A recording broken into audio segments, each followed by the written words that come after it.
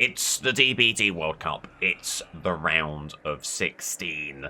We've been through almost just over 200 individual killer games to get to this point. Look at all this here. Goodness me, we've put the hard graft in, and this is where we pay it off. As we start here with Hag versus Xenomorph. Quick rule update for the playoffs. There is no more seeding table. That's gone now.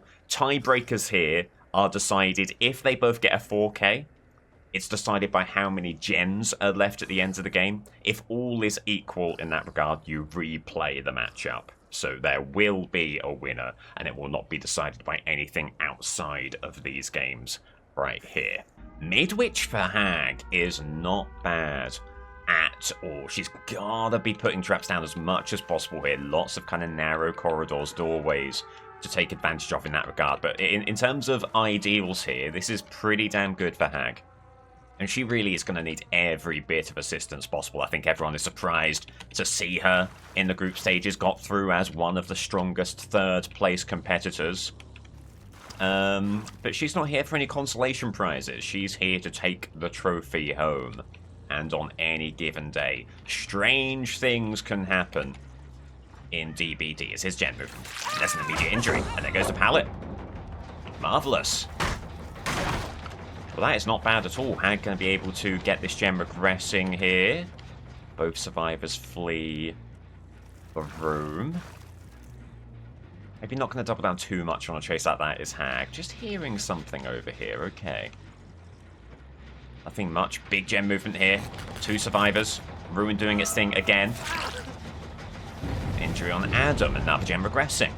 Sable vaults the window. Needs to maybe think about, yes, how to protect these totems. Sable looking to get that one there. Going to put another trap down. Just to keep that on side. Okay. Sable hangs around to burn God Pallet. Hag not worried about that at all. Heading back to this gen here. Zarina healed up, but becomes injured again. This could be a real opportunity for a dying state, finally. As they choose to play a pretty bad pallet. And that is music to Hag's ears. Okay. Oh, what a start this has turned into. There goes that trap. Oh, and it's a grab off the totem! The rusty shackles, that purple add-on that gives no indication that the trap's been triggered. That has put Hag in a marvellous spot right here. Unbelievable stuff. And now all of a sudden the team are firmly planted on the back foot. They're going to have to rally if they're going to get momentum back and get some gens out there. That is absurdly good for Hag. Thanks to this gen, that's been progressing nicely, courtesy of Ruin.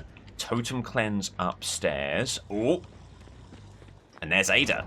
So all of a sudden, everything falls to injured Sable to get these unhooks and bring this game back. And there she is! Oh, and the unhook isn't quite denied. Oh my goodness me, have they given up? Ooh. The Hag camp were almost celebrating there. Almost popping the champagne as Adam just stood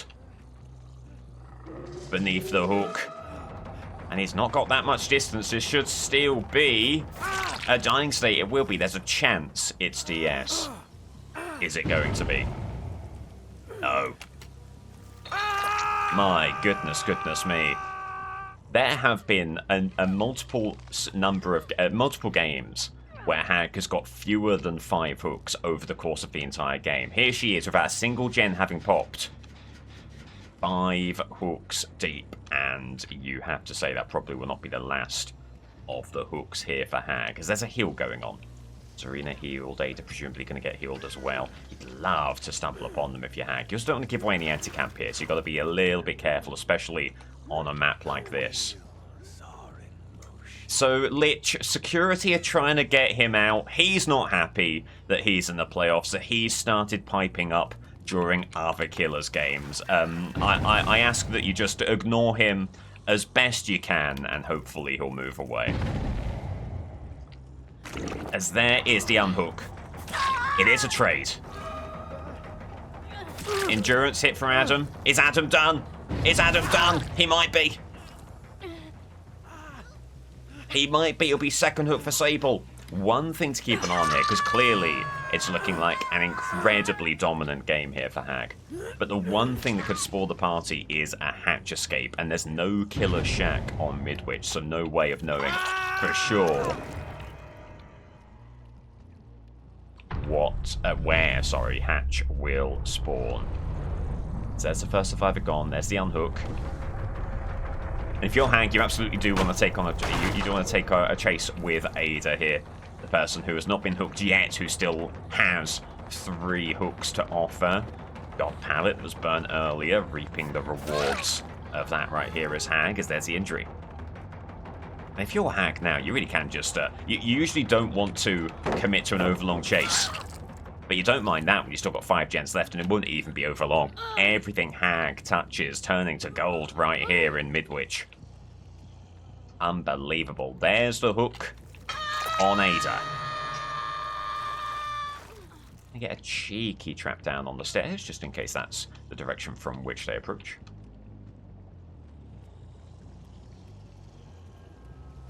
Underdog, not a bit of it. Hag has started ridiculously strong. And if you're Xenomorph here, you've got to be sweating a little bit because it looks like the ask is going to be quite substantial. Bear in mind, 5 gens left, number of gens remaining is an important statistic in the playoffs. That will be the tiebreaker should both killers get a 4K. And as it stands, Hag is looking nigh on unbeatable as Sable goes back to the pallet. Doesn't get it. Doesn't get it. So there's another hook. And now the question is, can you find Zarina? There she is. It's about hope. My goodness me. But here's the question now. Here's the question now. Will Ada find hatch? Because after all this, there are still 2 hook states going begging. So it might not be over. In fact, things could be really, really bad if Ada does get hatch. Oh. Nervous moments. Nervous moments for Hag. Needs to find hatch. It's to the left! Oh my goodness me! She's gonna go Charlotte. She's gonna play it safe. Oh, got lucky there. It's adrenaline for Ada. But Hag won't mind that one bit. She has exposed to fall back on should she need it. Scratch marks leading the way to Ada. And just hoping to not allow them to get gates here. Only one light. Ada gets the pallet. And Hag just going to play this so conventionally. And that will be the 4K with 5 gens remaining. What does that mean for Xenomorph? Xenomorph has to get the 4K and not give up a single gen. The moment Xenomorph gives up a single gen, Xenomorph is eliminated, Hag is through. What a shock, what a game, GG. It is all to do for Xenomorph here. The moment she loses a gen, she is eliminated. The 4K 5 gen situation offered up by Hag. So Xenomorph has no time to chill out. No time to relax. No time to let a gen pop here. And it's just such a tough position to be in. Such a difficult position to be in. There's the early hit on Zarina. Intel on that gen over there. You need to get Stein State quickly. And you will. Okay. God blimey, the gen's moving quicker than you would have liked. Oh my god, it's all over! Oh, and if that isn't just an example of how bloody tough it can be to be killer sometimes. There was no time at all. Xenomorph is eliminated. Hag is through. Oh, dearie me. And now just playing for pride right now with whatever musters of energy she can dredge up here. And that's not what she would have wanted. Damn.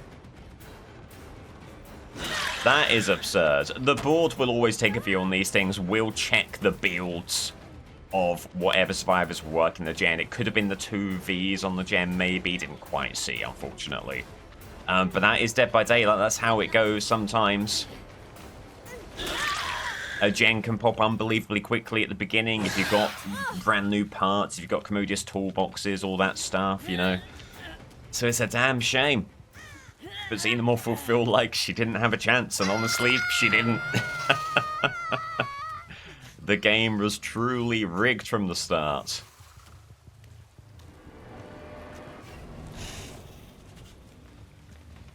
And it was at least 2 people on that gen. I mean, the exact unideal start for Xenomorph there, exactly what she could not allow to happen.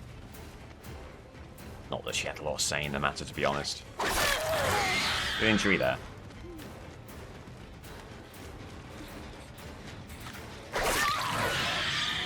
She's played well. She's playing well. Is almost what hurts the most. Yeah, so for those who are asking, it had to be the 4K at 5 gens. Nothing else would have sufficed.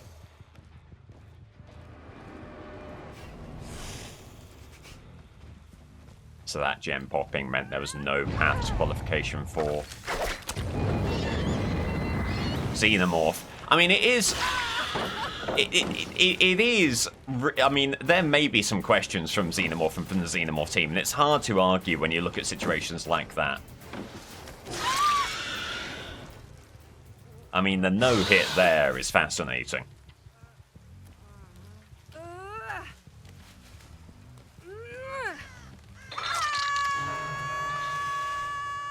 And you might be like, well, there's nothing to play for now. Should Xenomorph just DC and go on to the next? That's not the way these killers roll. They've got a lot of pride in these performances, and yeah, Xenomorph will not be throwing in the towel in this game.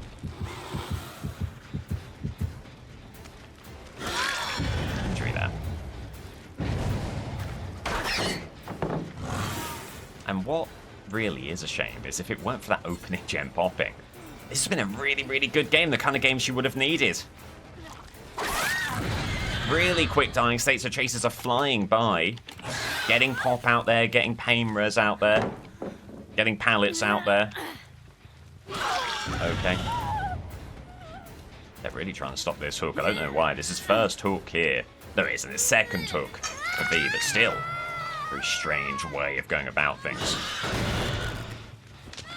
Excellent pallet save. Just a hair early. Just a smidgen early. So there is a gem movement up here. A blown skill check up here, to be precise.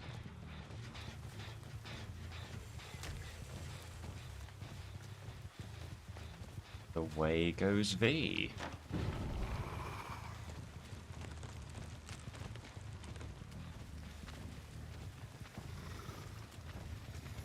Tail attack could be on here. Not quite. Not quite.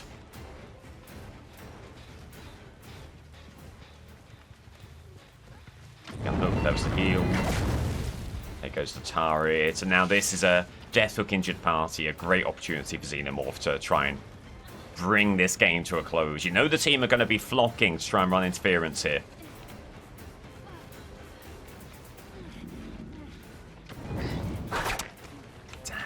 Flame turret actually kind of ruin us. Okay, no matter, there's the injury. We'll try and take as many opportunities to get hooks as possible. Doesn't need to be that survivor necessarily. That's great restraint from V. Comes back from the stun. Makes a lot of sense. The crouches at the pallet, maybe not your best move, however. Could be a torch save here. Zarina has been around. Nah, not going to have an angle.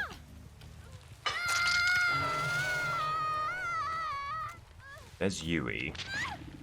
Yui was not the only person there. That's up. Aim turret gone. Xenomorph going to try and get some intel here. Spy some footsteps. There they are. They're right here.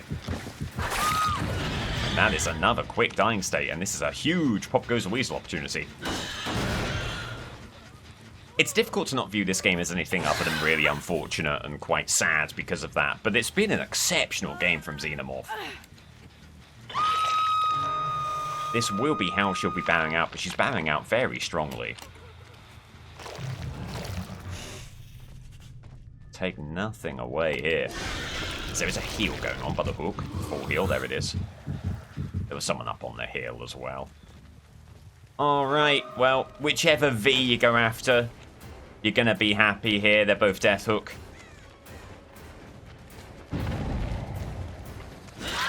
It's the M1 there, trying to use the bin. Not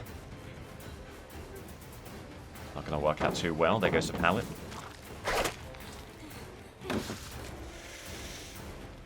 And again, just those little interactions been very, very disappointing for Xenomorph.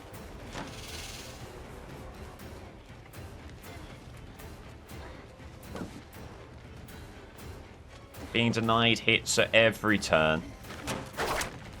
And there you go again. Bit too low on that one. Just looking for that one opportunity. The window's gone over there. Maybe needs to break this pallet, although there is Bloodlust. Surprised to see no dead heart here, to be honest with you. Is there going to be someone here for the torch save? Amazed that they weren't set up for that. They could now be trying to move the gens. If they are, I don't know. Could be a little bit too little too late. They do get this one. I'm really surprised they did let their friend go. There.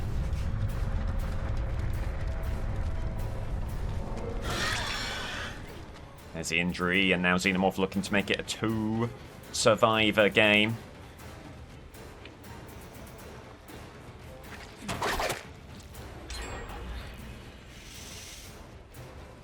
And that really does sum it all up, doesn't it? No pallet burn. Should be the M1, could be dead hard. No. And then hopefully no angle for a save. And then there were 2. They do rally and get a couple of gens there. It was looking like it could have been a 4K with 4 gens left for a moment, but no. 2-gen situation.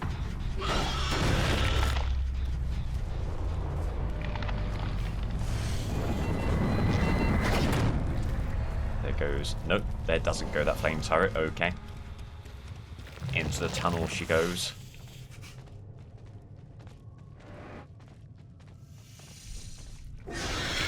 Now, is this going to be a situation where you're just waiting for Hatch? Well, if that was their plan, it's going to fail spectacularly. There's Arena.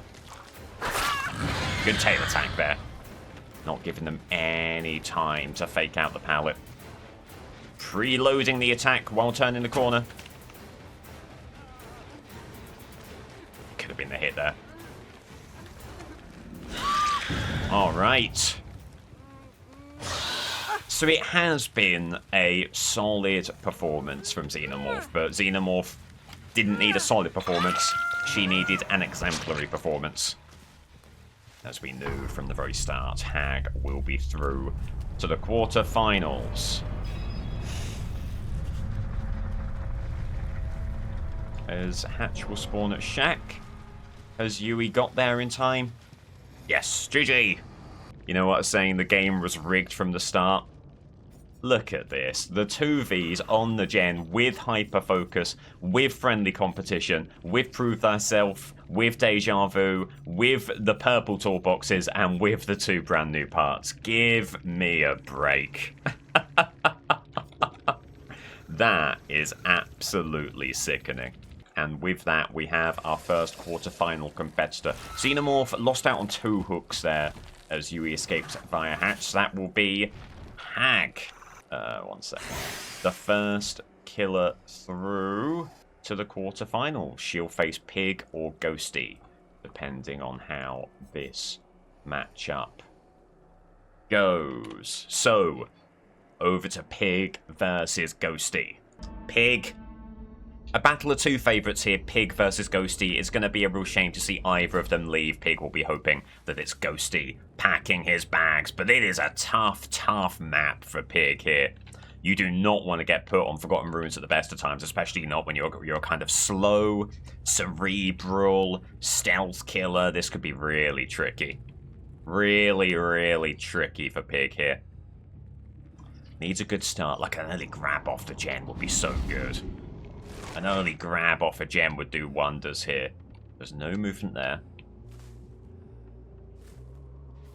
Movement here. Have they spotted her? Yes. As there goes Ruin. Oof, well, at least it's a person not on the gen straight away, but the one thing that would have been quite nice about this map, theoretically, it's a map where you can hold on to your totems. Fair enough, as Yui just flees the scene there. It's a good counterplay against the ambush. Pig wasn't ready for it. This could be the dying state. Not quite. Not quite. What a shame. That needed to be it there. You just feel like with that Hag victory, the margins for error here are so unbelievably slim. That won't be the pallet burn. Wow. Nice. Okay. Really good from Pig. Seeing the tactic of just fleeing the scene after the ambush before faking out the ambush.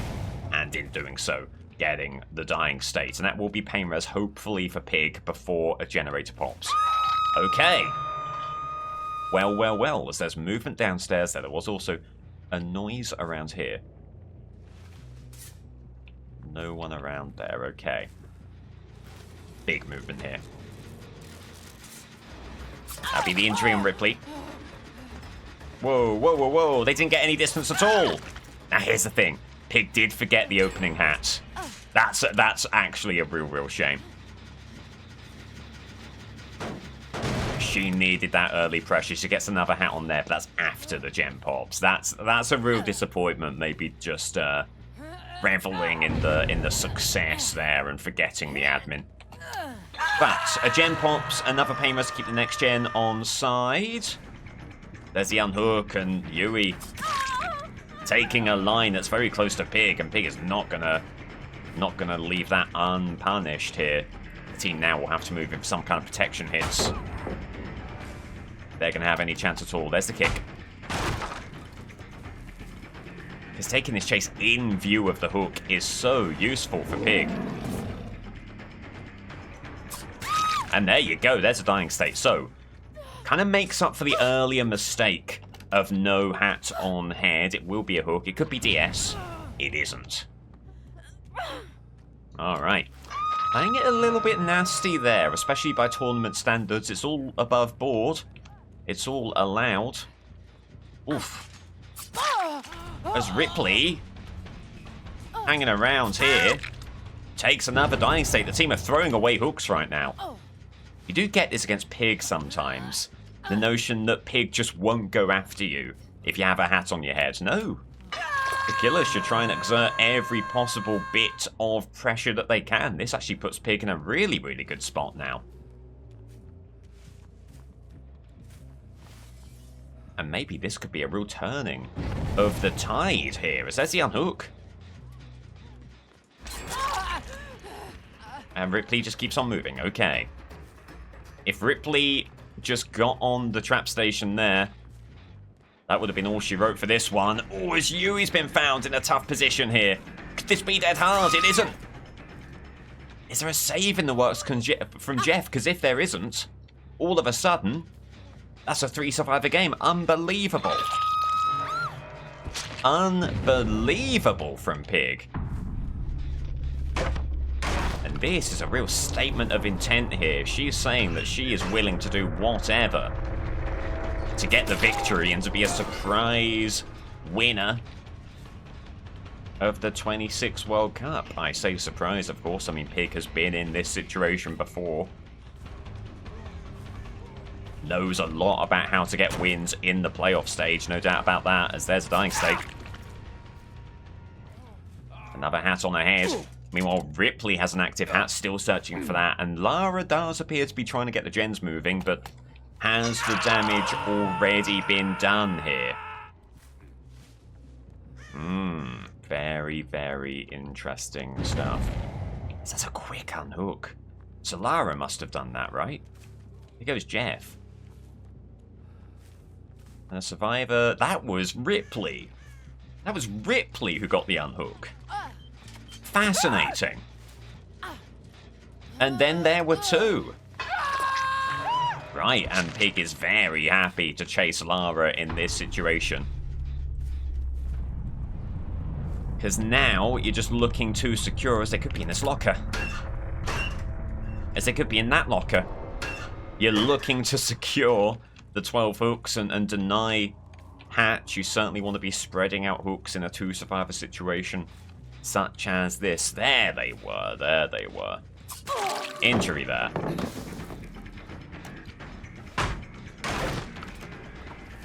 I'm sure we'll be hearing about how they were right in front of me there. It's become a common theme of these videos. That's okay. All's well that ends well. There's the injury and no opportunity to get to the portal. Cat on head. Such a strong position for Pig now. 2 hats on heads, 3 gens left, 2 survivors remaining. It really is just a case of trying to manage the game in such a way that you deny even the most remote possibility of Hatch. But this is where you really do miss the lack of aura reading. No intel here. It's going to be a damn shame. Jeff has just removed the hat. Now, there was a hat station over here. Ooh! But never mind that. Never mind that, because there's Jeff.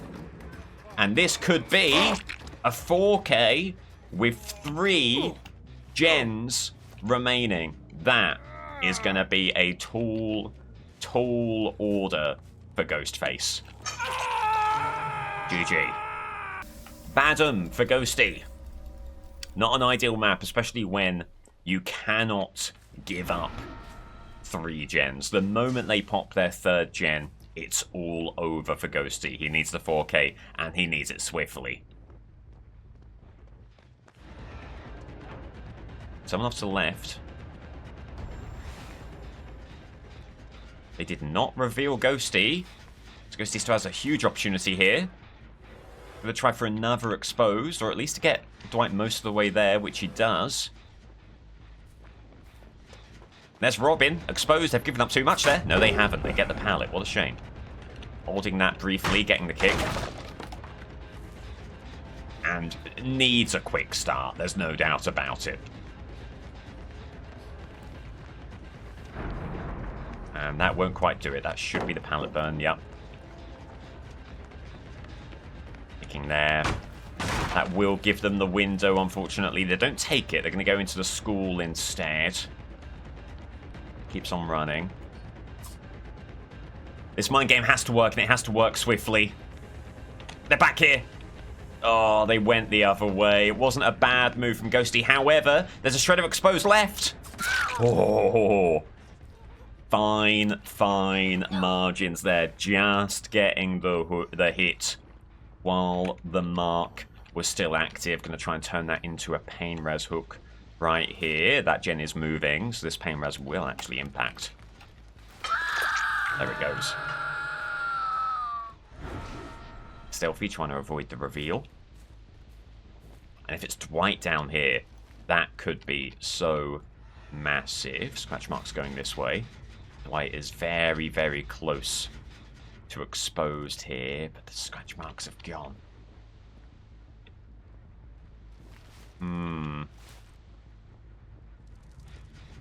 What a shame.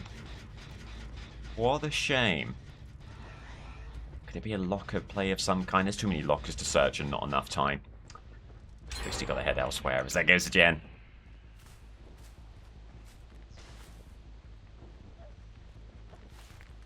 Someone going for the save right now? Not quite. Trying to reveal on hook. They're not going to be able to.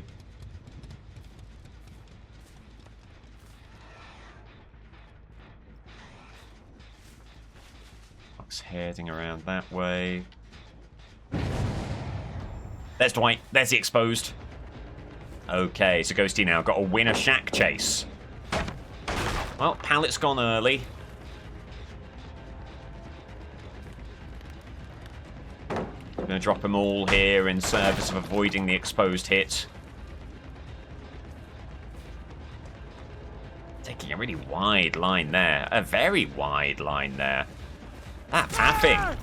That pathing giving away the hit. And hopefully, a Painrose hook for Ghosty here. That gen is moving. That will probably be the one. Gen on the right also moving, and that had a bit more progress. So maybe that could be the best place for Ghosty to be going.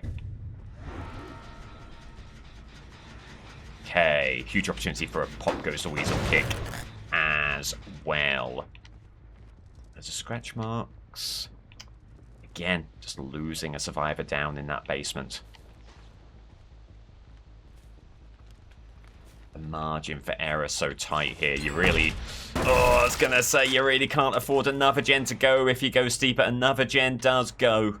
And they don't emerge immediately because they're there. No reveal there. Just over halfway on the mark. Holding that check spot. And unfortunately, the third-person view allows the reveal there. And Lithe as well to get away. That is tough. But Night Shroud will come back. There could still be an opportunity for an exposed hit here. Never mind, just going to take the injury.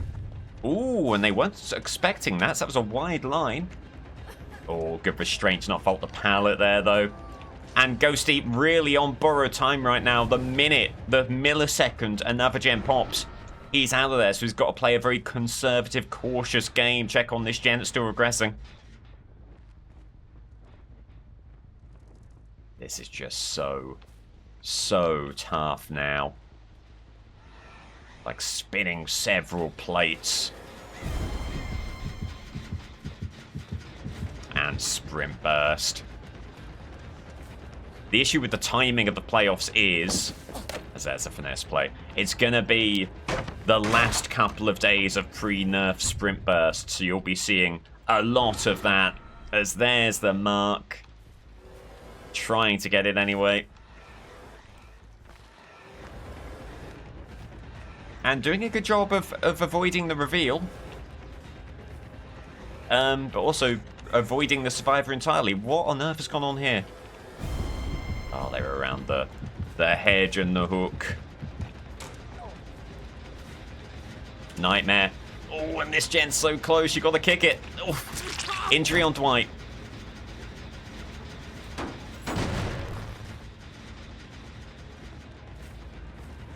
Injury on Dwight. Oh, and it feels like it's all but over. It feels like they're toying with Ghosty here. Again, one gem pops and he's out of there.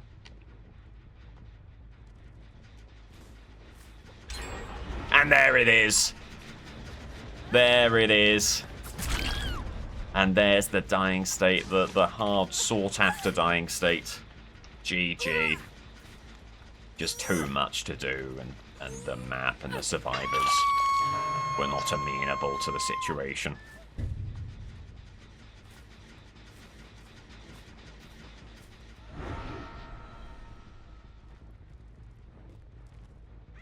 Matchmark's heading this way. In the end, it was a combination of good looping, swift gem repair, but also just unable to find people. And maybe that switch from nowhere to hide to Painrose really was the final nail in the coffin for Ghosty. Lacking that intel, I think, has really, really hurt him. So after a really, really strong group stage campaign, we alas say goodbye to Ghosty, and Pig will be through.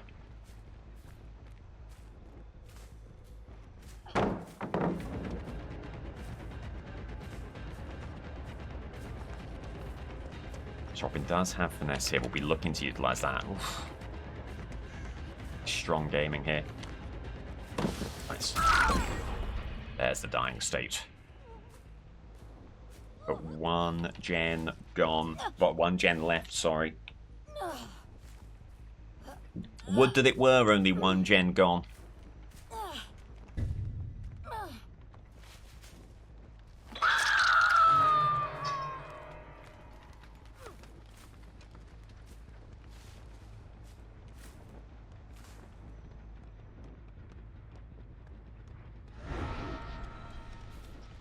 I mean, Ghosty, another killer who I think, if he's being honest, is just thrilled to be in the playoffs at all. Wouldn't have expected that. A deep playoff run would have been nice, but it never really seemed in the cards, did it? There's your dying state. Okay, well, 2 on the hook, all of a sudden. Again, still a lot of pride to play for here. The boom right there. There's the unhook.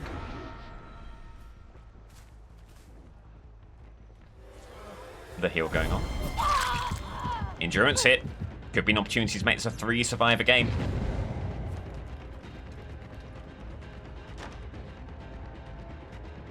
Hey, I'm all ears. Very useful there. That's Ghosty to take a really good line. They're going to try for the window. No, they're going to fake that out. Can't be dead hard because they're already deep wounded. Could be DS, potentially. It isn't. Okay, well. Maybe there are still some spoils for Ghostface here.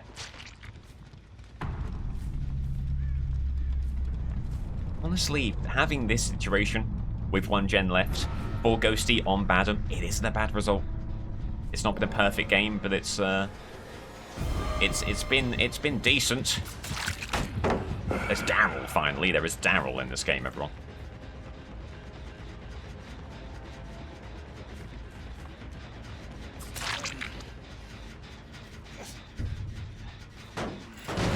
Goes Weasel to get that gen. Progressing, and with a chase like that, you do wonder what could have been for Ghosty if he'd found a way to chase Daryl earlier, as opposed to the likes of Robin, who've always felt pretty confident in chase. So is the survivor up ahead? This is Dwight, I believe it is. Bolt's there, drops down. Oh, dearie me, excuse me. Dying state there, marvellous work. Ghosty not put off by the sneeze. Thank you, everyone, thank you, thank you. Wow, look at that, and just like that. Just like that. 1 remaining. Looking for the unhook, potentially. Okay. Revealed, but by the survivor on hook there. Get rid of this boon, just in case. Ugh, eventually.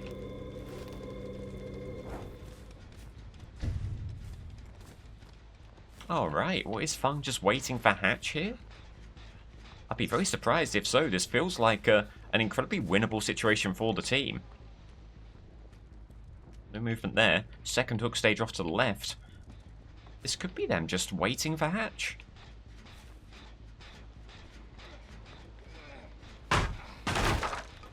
Gotta be careful, you gotta tread a very, very fine line here, Ghosty, between not giving anti-camp away on either hook. Daryl might already have anti-camp, to be honest with you.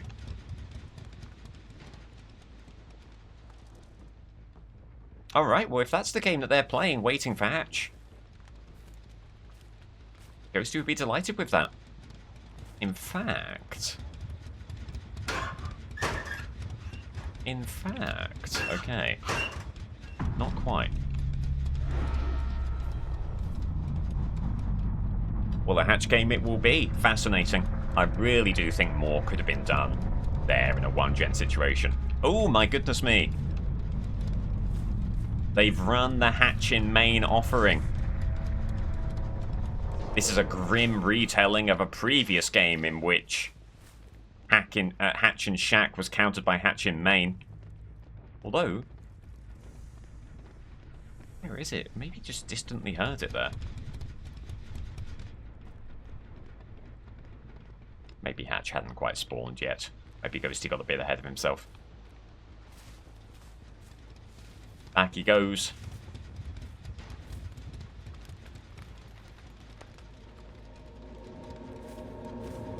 What is Fun doing here then? What's the game plan here? It could be like a wake-up gate situation.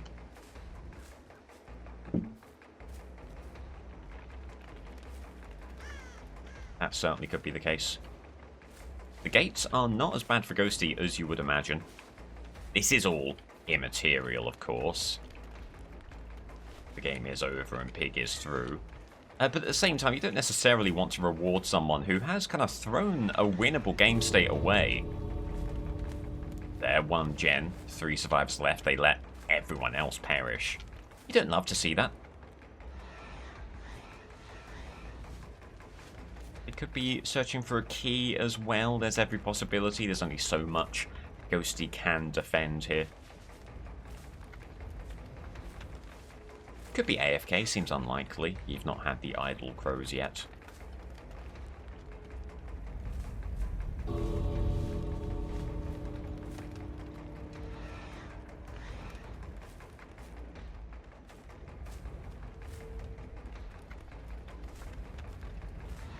There. And they got it, wow. It was exactly what we were saying. Exactly what we were saying, the wake up. Wake up, or maybe Soul Survivor there. It's going to try and recharge the Night Shroud, see if Ghosty can get some kind of just leave play going.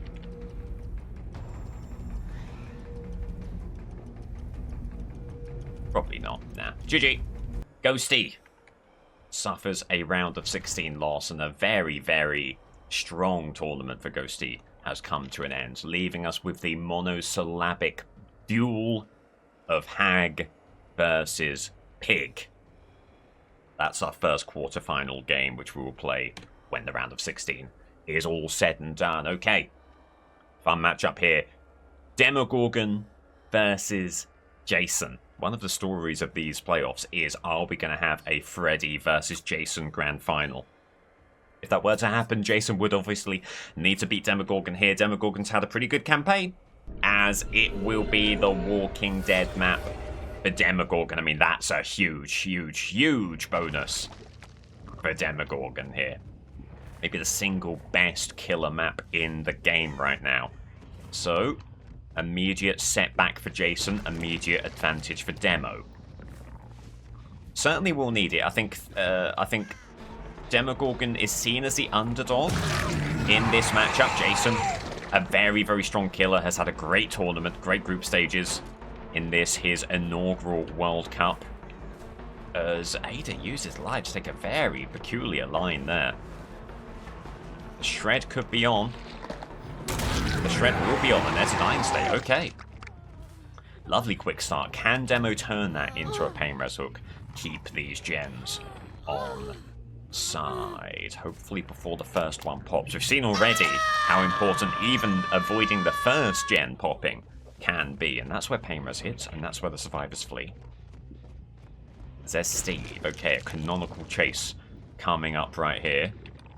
Steve is out of there. There's the unhook. Gem movement here as well. Okay. Getting that kicked.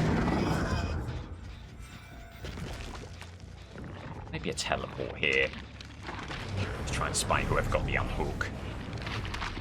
Maybe this could put the cat among the pigeons. There's Ada. Doesn't necessarily want a tunnel, but not a ton of other options right now. Getting the gen kicked. So there goes a portal. Still another one to teleport to, which Demo absolutely will do. But this already, there's been a kind of slow passage of play here. You feel like you do need something to go your way here if you Demo, and that's a good injury. Steve running to an area of the map that doesn't have a ton. Oh, and may just have given up. The dying state there, huge surge hit as well.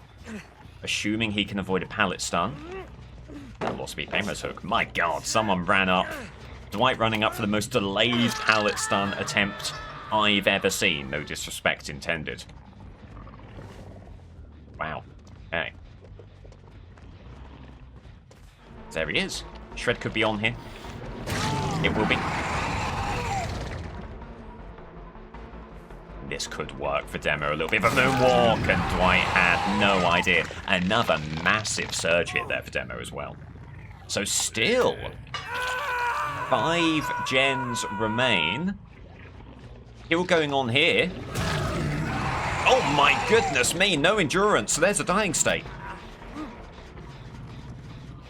Oh, but it will be DS, okay. But still, I mean, Steve is right here. Dead hard, okay. Has all the tools at his disposal, but not getting any distance with it. So at the 3rd time of asking, there's your dying state. Surge again. Will there be someone here for the pallet save? That's not where you want to be if you demo. Okay. The tab screen is not where you want to be. Pulled away from the pallet. That allows the hook. Oh dear. I beg your pardon. Okay. I think that was some problems with my side there, but thankfully it doesn't have too much of a bearing on the game.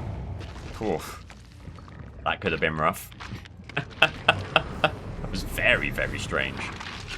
Alright, it's his Ada. Immediate shred there.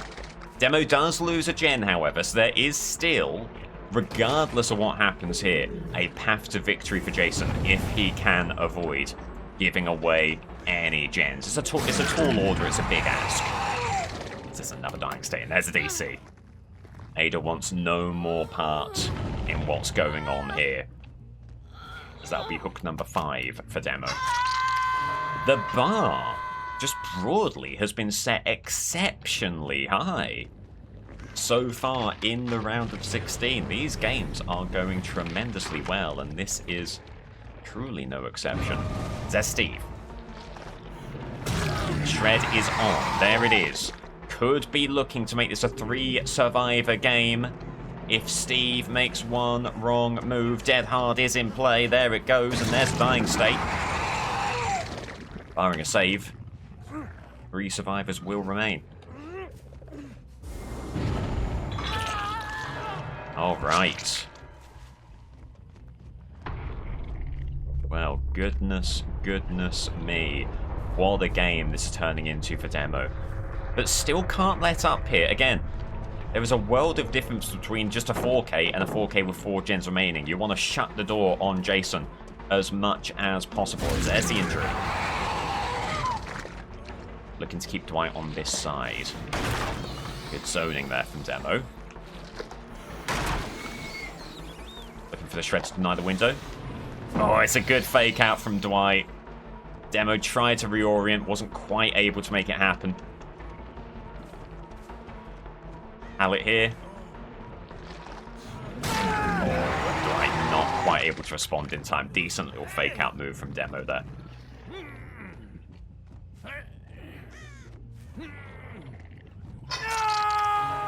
Okay, but still just can't let up here. Claudette is somewhere out there. Could be moving the gens for all Demo knows. There's Ada, there's the bot. And there's the injury. There's the unhook from Claudette, okay. Really does want to get the bot out of this game, and then you've got to be finding a way of chasing not Dwight, but Claudette here. Because if Claudette finds a way of getting Hatch without taking a single hook, all of a sudden it is a very beatable total for Jason. You do not want to do that. As it was the unhook off to the left.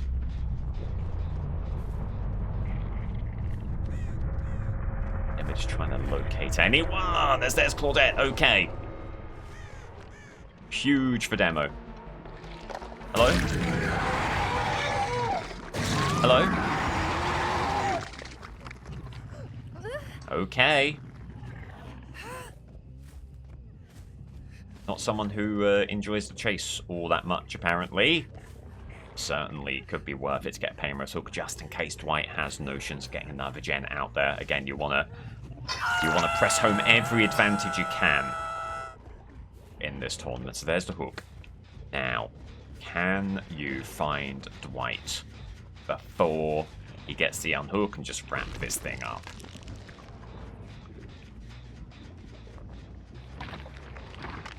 That'd be a slow teleport, a bit too close to the hook there. Oh no, actually, no, it's fine. Okay, looks like Claudette is giving up on hook, so Demo has to head to Shack and stop any chance of a hatch escape here for Dwight. Eventually. There you go.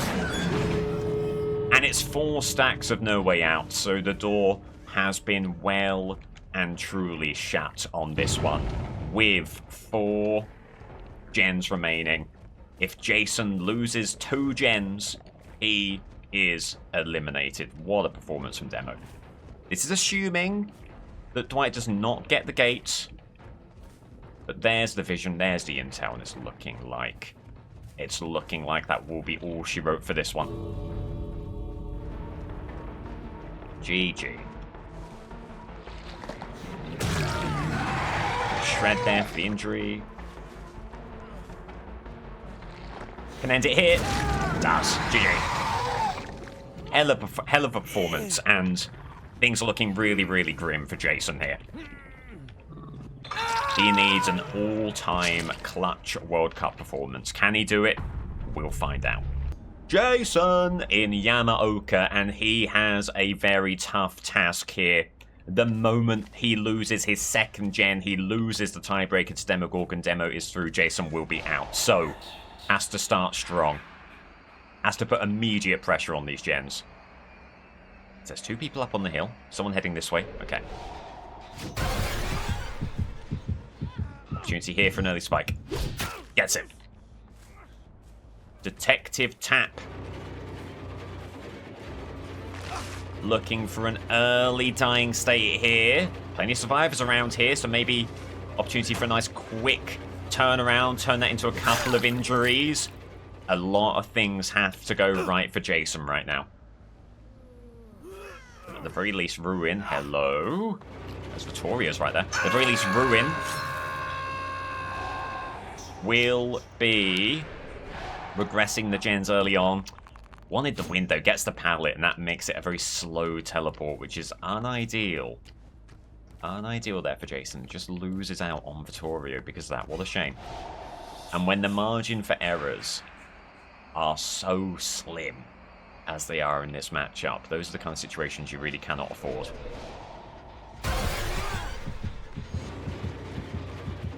Looking for an angle, doesn't quite find it. Oof. Hoping for a little dodge back there, but it never quite happened. And this is the kind of chase right now that needs to be closed down really, really quickly. There's Finesse. No angle quite for the spike, but oh my god, expecting the vault, doesn't get it. There's the injury nonetheless, okay. Someone has to go for the unhook here. Otherwise they could be in a lot of trouble. There's a dying state. Look for the endurance hit as well here, just to keep the pressure on, and they'll be gone. They'll be gone. Okay. So a trade on hook is fine. Could have been more. But a trade will do. Gonna try and get upstairs as quickly as possible. So there's Gem movement here. It's Haddy. Looking for the spike. Gets it. Been pretty clinical with these spikes so far. That's what he needs. Can he get a quick dying state here? Good dodge from Haddy. Oh, runs around the pallet. That may be a mistake. It is.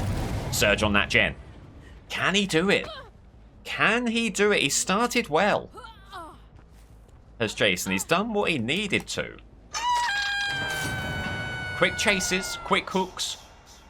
Surge doing some work on the gens. Ruin doing some work on the gens. There's gen movement here. Ruin is gone. That is a shame. But opportunity there, just chucking a spike in, but no real direction to it, unfortunately.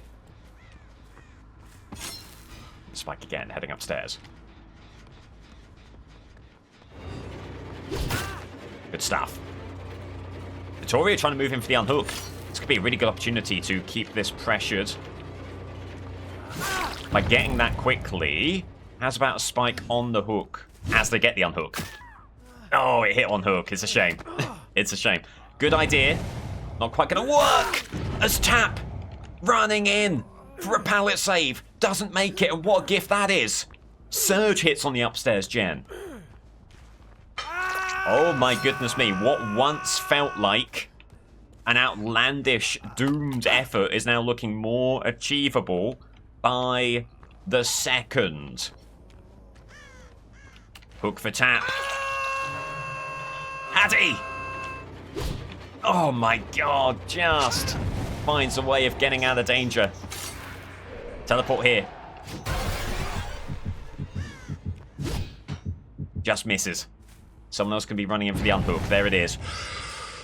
Ooh, is that an opportunity that has been left by the wayside there? As Tap has kind of been left to his own devices here. Gets the vault, no live out there. 15 seconds of endurance, will run through once.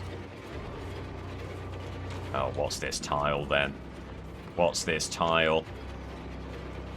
Jason's confused. Tap not as confused. There goes the pallet. Oh, God. Grabs a spike. Turns the corner. Looks for a hit. Gets it. If it's DS, it sincerely might be all over for Jason. If it isn't, he's got a chance. Deary, deary me. Is that going to be enough time for them to get a gen? Because as it stands, Jason could be looking at the victory here, which would be a famous victory. One gem pops. Oof. There's Blast Mine. No blinds there, which I don't fully understand, actually. Oh, the gen's popped. The gen's popped. Okay, Jason is on a knife edge right now. Cannot lose another gen.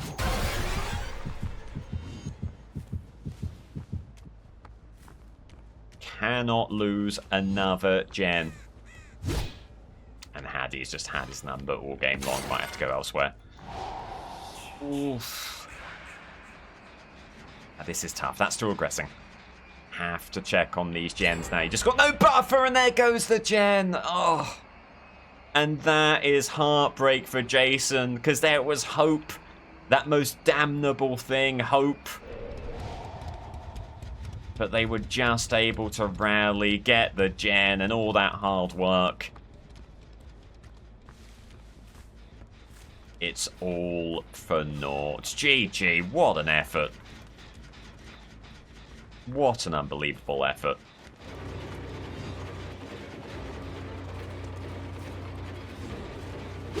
It's a great dodge from Soria. The demo's through. Jason's out, and alas, the dream scenario of the Freddy versus Jason grand final is no more. I played that from Victoria, gotta leave. Aye, aye, aye, what a shame. It was looking doable. It was looking so promising. Adam has still not found a way to heal up, which is fascinating. Your death hook, you're injured, and you're still trying to move these gens. I mean, credit where it's due there. Fair enough.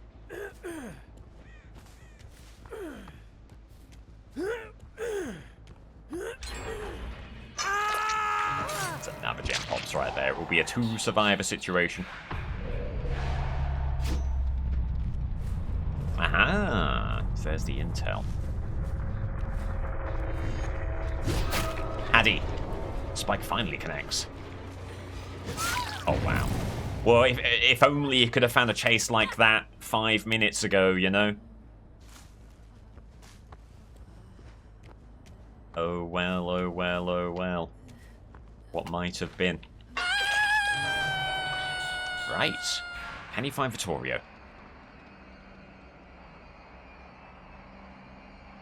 No movement here to speak of. Beyond this upstairs gen again. No, still regressing.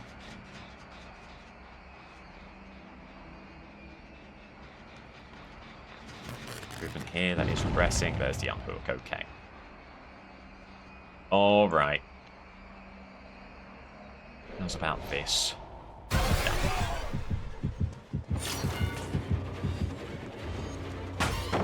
Well played. Vittorio knows his stuff as well. He doesn't know where the eye line is, but apart from that, he knows his stuff. Not sure where Addy went right here.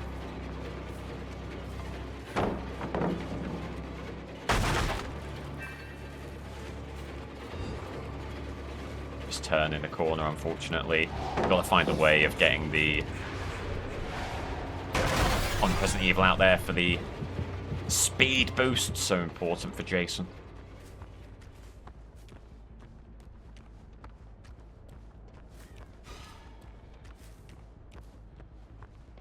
And he loves dropping the pallets, Vittorio. He loves dodging spikes as well. It's his calling. Come on. There's the injury. That's what he needed.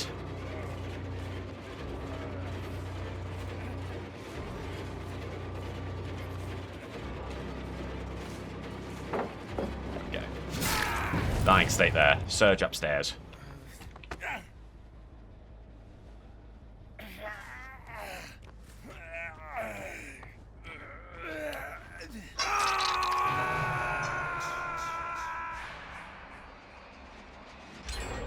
Addy, right here.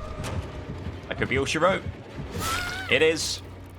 So it's the 4K with 1 gen left. It's not enough, but it's a very... Okay, never mind. It's a very strong performance from Jason, nonetheless. The 4% for Vittorio, that tracks.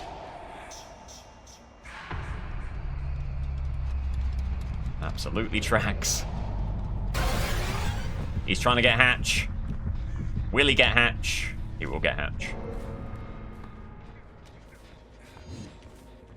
GG. Fair enough. Alright, well in the end then, so that actually, I believe, would have been 10 hooks, the total for Jason. In the end. So in the end, a thumping, convincing victory for Demogorgon, who will be in the quarter-final. But who will it face first, or Crasso? The first on Mount Ormond Resort. We have seen a deluge of 4Ks with multiple gens remaining from these first matchup killers. Emery looking to continue in that vein. That'll be a whiff. That's a great fake out from Fung. It should still be the M1. That's a great fake out just to stop Henry from getting the Vine attack and the progress towards World Breaker mode that he would have loved. Oh, it is the smaller add-on quicker cooldown undergate. Just try and get back in the chase that bit quicker. Doesn't quite hit, unfortunately. Good hit there. Good patience, waiting for Fun to come back to the pallet. Could be the M1 here. And that's a good hit. Nice, there we go. There we go. That's the kind of moves that Henry needed there. Get the Vine attacks out there, get the World Breaker mode, get the Dying State, and get Pain Res before a single gen pops. That's pretty useful. That is pretty useful. Going to be turn back clock over there. Blown skill check over there. Undergate, and going to try and put some pressure on.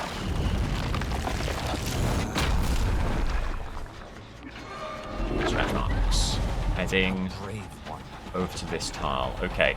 Gonna get the gem regressing with a kick. Keep them here.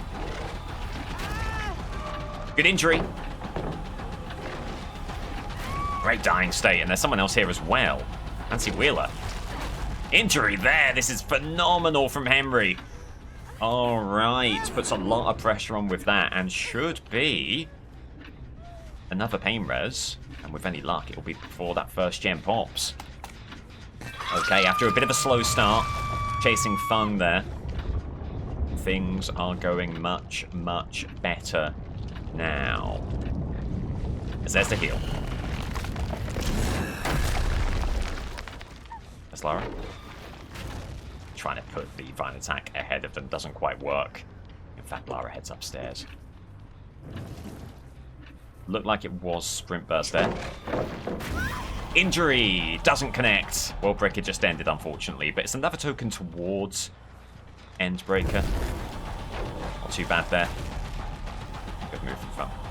They might hold that corner, you know. Yeah, there you go. So there is not quite World Breaker. But again, one closer to it.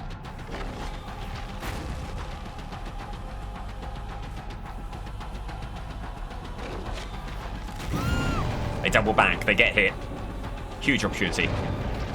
Injury there. So good from Henry. Can he get the dying state? Not quite. Nifty move from Fung. Let's get some distance there. And just nothing they can do. Divine attacks coming through thick and fast. No pain res, but no basement either. So just going to have to take this hook here. And then moving it on. So 3 hooks, 5 gens left. You've seen the importance of having as many gens on the board as possible. So immediately back to the patrol. Movement here. Under gates. They're all here. They're all here. We can turn back the clock out there. Opportunity on Nancy. Just whiffing. Good hit there. Looking for another. Just maintaining enough distance. That's clean. That's clean. So it'll be another hook, and this can be pain res now. Assuming a pain res hook is available. There's one right here. Fantastic. There's the unhook. Should have been bought enough time on the gen. Maybe it could be a good idea to put a lot of pressure on with an immediate undergate as they try and heal.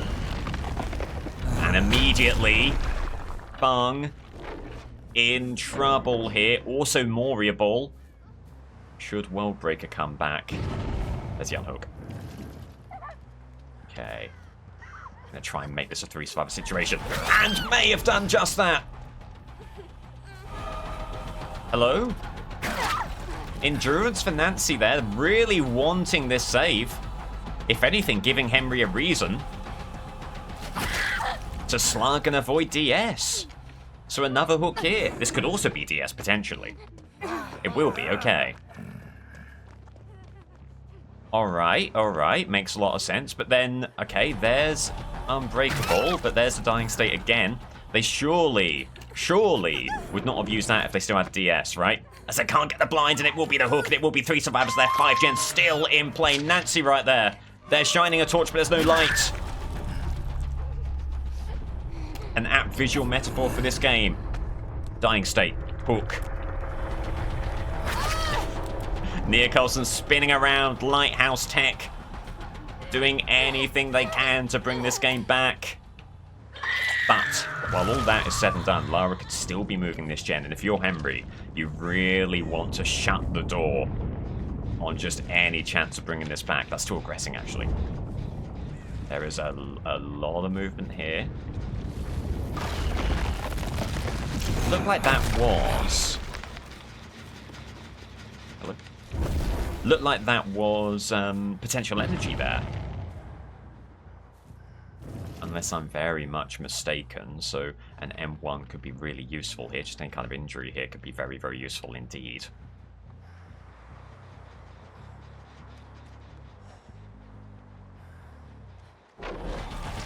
Good hit. Not really dodging there at all, Lara. It begins. Ah, not quite the injury. What a shame. Would have been great as they just vaulted there.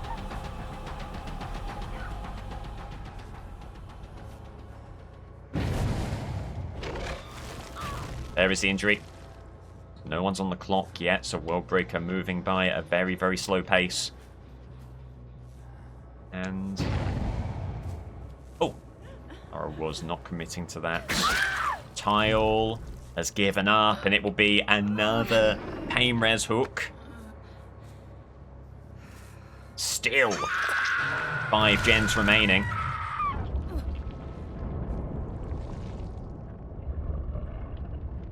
Right, can you find your remaining survivors here. No movement there. This is the one. It's regressing, still taking a massive hit there. Oh, well, well.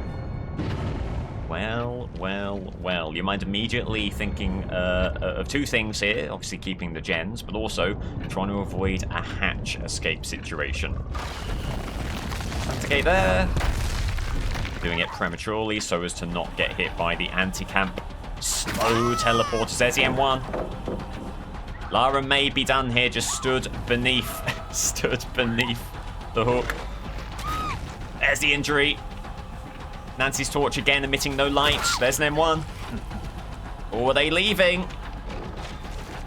Oh! Gets the Vine attack. It's a no-slugging tournament, but you are allowed to slug if there is a survivor in the vicinity, not moving away. Oh, and that might be it, right? That might be it. They've all thrown in the towel. There's 5 gens remaining. Assuming no funny business. With Nancy Wheeler over here, this will be the 4K with 5 gens still remaining. What an unbelievable game this is. Just needs to locate the remaining survivor. There they are. And that will be GG. And it is all to do once again for the second killer. This is a phenomenal set of first killer matchups. The second set of killer matchups have been fine. They've been decent performances, but these have been spectacular. Right, so over to the spreadsheet. Emery, the first, gets the 4K with 5 gens remaining. All Krasu can do here is also get a 4K with 5 gens remaining to force the tie and force the replay. Eerie of Crows, Krasu cannot afford to lose a single generator. An unenviable task. A Herculean, Sisyphean struggle. And she do it. Is she up to the challenge? Well, it needs to be some really quick chases here. Every little thing needs to go right. And there you go. That's the immediate regurgitation. Does connect. That's not bad. As Felix does not go for the window immediately. Wow, comes back, takes the injury. Okay. Surprising line there. Spots the window, gets live, unfortunately. Worth a go. Very, very ambitious, speculative attempt there from Krasu.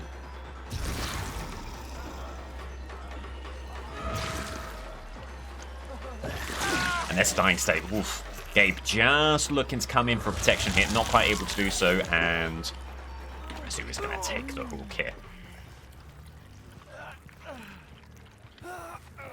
Okay. But even with a chase as quick as that, theoretically, 2 survivors on the gen could still end Krasu's hopes. Okay. There's Gabriel. Gen movement here, going to get the kick. There was gen movement off to the left as well. There's gen movement here. Okay, so that should be all of the gens accounted for now. For how long that remains the case, we will see. Regurgitation doesn't quite hit, unfortunately. Will have to be the M1 and the M1 alone. Just whiffing there. Need to bounce that regurgitation off something. Direct hit is very tough to make happen. Although it does happen there. Good stuff from Krasu. Into head form. Rella drops pallet early. Ooh, dying state. Oh, but Felix is there for a very clutch body block. Ooh, but not able to take the second body block. So that will still be a dying state. Eruption there. So important. And Felix has fled the scene. So it will be another hook. All right, well, keeping hope alive. But, I mean, even these chases don't quite seem fast enough, do they? There was already someone back on the gem right here. That's moving a little bit. There's possibly maybe even more gem movement over there. And Blast Mine is just time that Krasu cannot spend. In fact, Going to pivot further. Okay, that gen is regressing, so get this kicked. Go head form purely for the patrol. Movement here. Gotta put a stop to it. Again, looking for Eruption to get that widespread gen regression going. There's someone immediately back on this gen.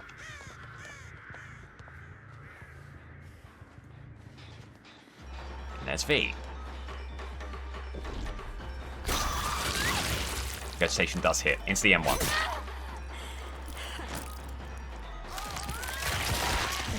There's a febrile atmosphere to this game.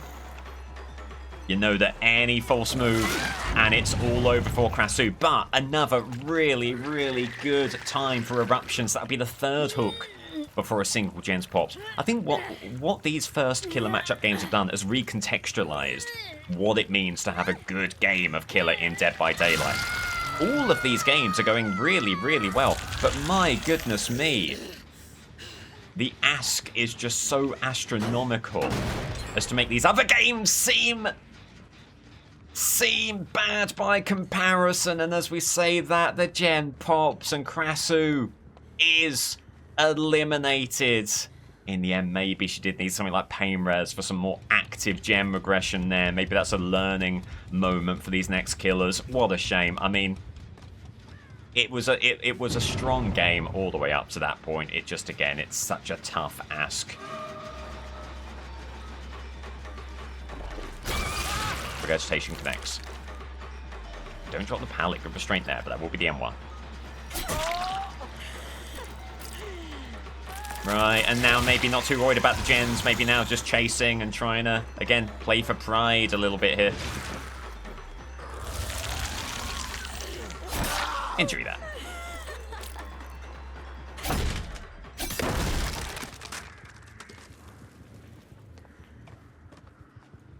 So it will be Henry, the first, into the quarterfinals. Taking on Demogorgon, so it will be a Stranger Things matchup in that second quarterfinal. And a very interesting matchup that will be too.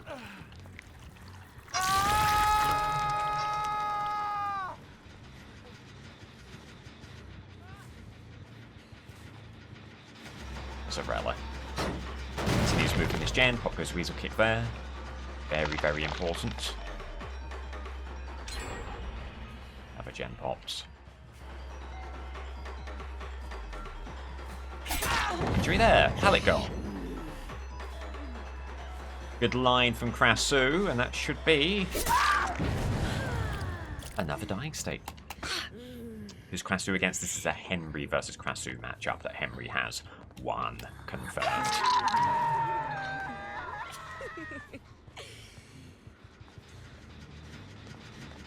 It's been a very good team as well. You've seen already a lot of body blocking of Krasu in head form. The gen movement has been sensational. In spite of a really determined anti-gen effort from Krasu, so credit to the team. Krasu needed a bit of luck, needed a less coordinated team. Didn't get it. It's fully regressed. Almost fully regressed.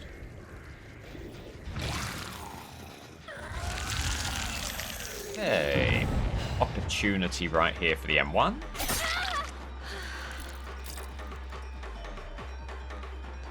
Regurgitation here. Does connect. Really good shot.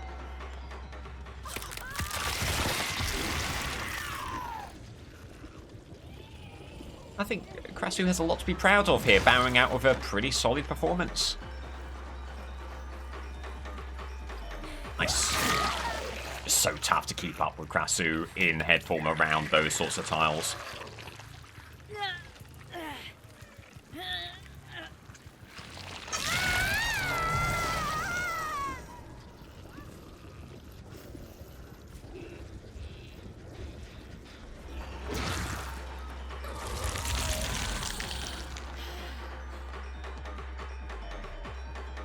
And Arella here, an opportunity to make this a 3 survivor game, potentially.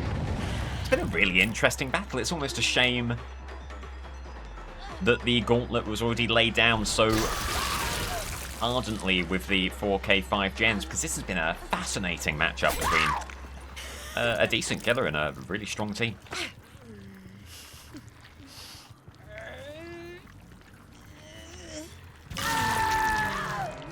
And then there were 3, with 3 gens still remaining.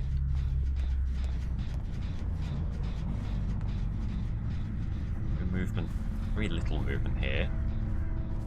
None here, getting the kick. Loses main, yes, okay. Okay, that makes a lot of sense. Alright, well, there's Gabe.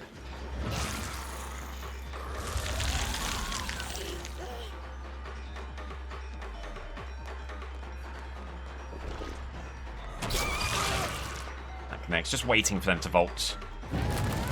Establishing their intent. They keep on coming back to this double window, and Cresu's been winning these loops. So I won't mind that at all. Okay, Gabe has a pallet here. Nice! Good mind game from Cresu. Headlong flight to try and get ahead of Gabe here.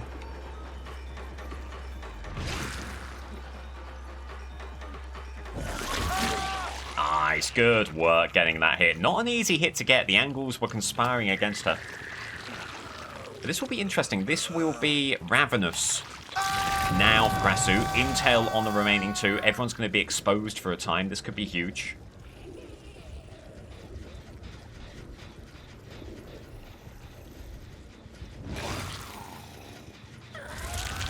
Match marks here, okay. Looking for at least 1 exposed hit from this perk to really constitute some value. So is V. Brings it down. Holds there, good work. Maybe live there. Oh, there's Felix as well, okay. Pivot, absolutely pivot. Plenty of time left on Ravenous. Well, not plenty actually, 20 seconds or so. That should be enough. Dying state there. Vigil would have meant that there was no dying state, but thankfully it isn't Vigil.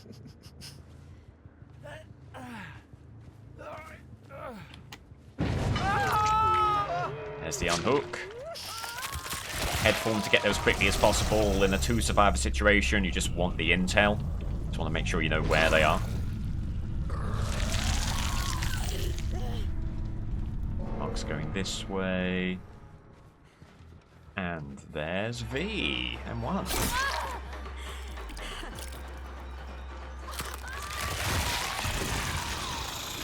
Again, keep up with them. We'll get to Shaq. Hold in the corner briefly. Oof. Just whiffing there. A rare whiff. With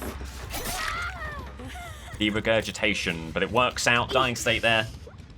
And then there was 1. So Cresu looking very, very likely to end it with a 4K, assuming that there's no funny business with the hatch. Hatch, which interestingly spawns inside Shack on this map. Very important to know which maps spawn inside and which spawn outside. Not sure of the reasoning behind why specifically it's inside on this map and outside on others. Interesting question. Alright. We'll see if Gabe can get the gate. Very, very difficult to patrol gates here. Among the worst in the game, in fact. Oh! But that will not matter, because there's Gabe.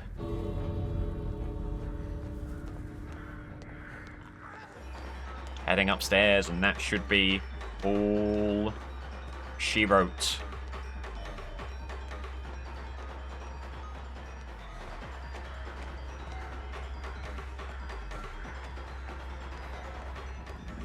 Like a balanced landing here, thing here, potentially.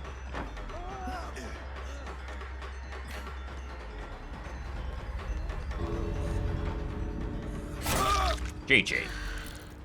Well, it's a strong game from Krasu. Gets to 4K with 2 gens left, but the original result was just too tough of a task for her. But still, can leave the tournament with her head held very high indeed. 12, 2 gens remaining. So your second quarterfinal matchup will be Demogorgon versus the First. Another incredibly interesting bout there. Nemesis versus Freddy.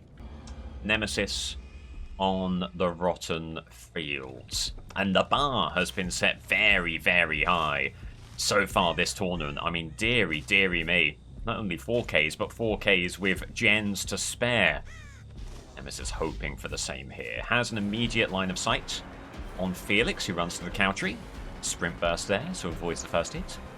Needs to get an early mutation rate going for sure. Good hit there. Great opportunity this. Another hit there, very, very good. Looking to keep Felix on this tile. Does so. He'll need to burn the pallet here.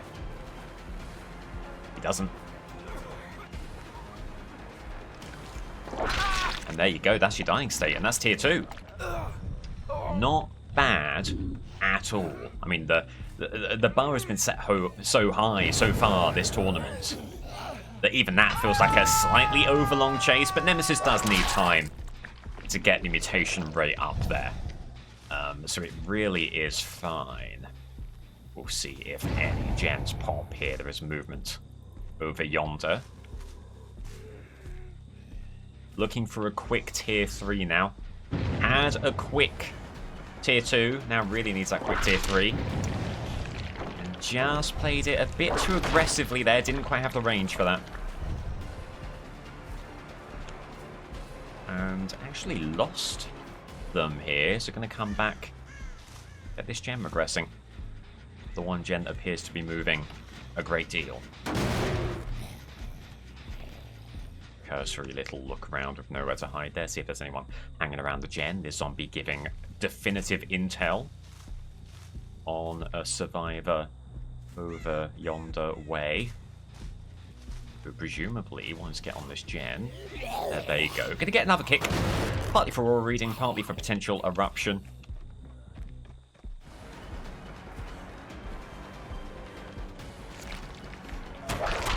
Good hit there. Needed that. Was not a bad little move from them, but there's the hindrance from the whip. And there... Oh, it's another tier 2 whiff. You can't have too many of those, can Nemesis. Oh, and he has another. Yeah, he's just... I think he's just being a bit too ambitious with these whips, trusting the range. Just a little bit more than he should. Heads elsewhere. Gem pops. That's an Nato.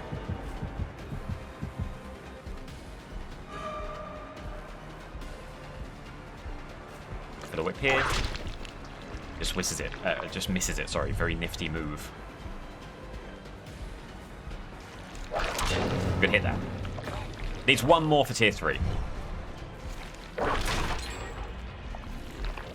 gem pops. Again, just short on the range. Things are looking a little bit desperate for Nemesis right here. Good hit. Tier 3 injury.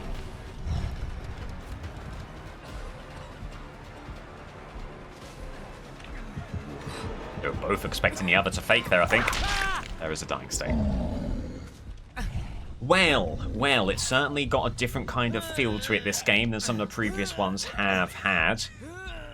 And again, I think our expectations are just so high following the previous games, but this is a situation that could go either way for Nemesis. As there's some zombie intel heading to this gen right here. What was here? Aha! I was going to say they fled the scene, but no, you've got someone hiding behind the boulder. That's fun. Good hit there. Great opportunity. Zombie up ahead. Hit there. Good double hit, exactly what he needed. Could tier 3 be in play for him here? Again, now he's misjudging the range of the tier 3. Unfortunate. Fung keeps on moving.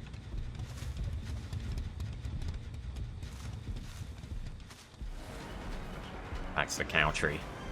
Kind of unfortunate that he wasn't able to get the pallet gone earlier, because now this will be some time spent here for sure. They've got to burn the pallet on this one. If they don't, they're going to get hit.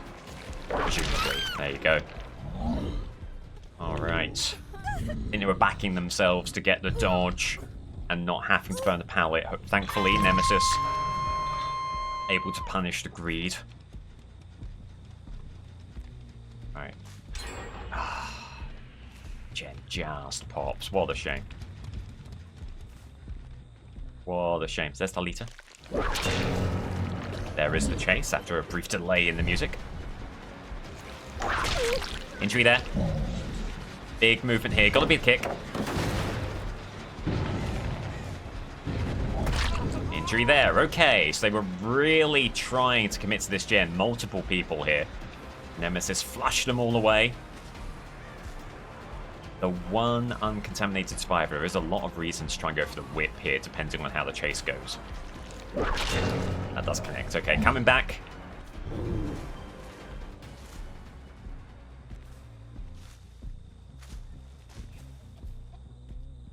Actually committed to this tile, which is fascinating. Well, they've managed to get away for now. There we go, but not for long. An eruption on that gen. So important.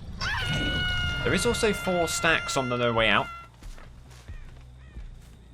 So even if they should get the gens, which would be uncharted territory, really, at this stage in the tournament, there is still something to keep the game on side. Great no way out here.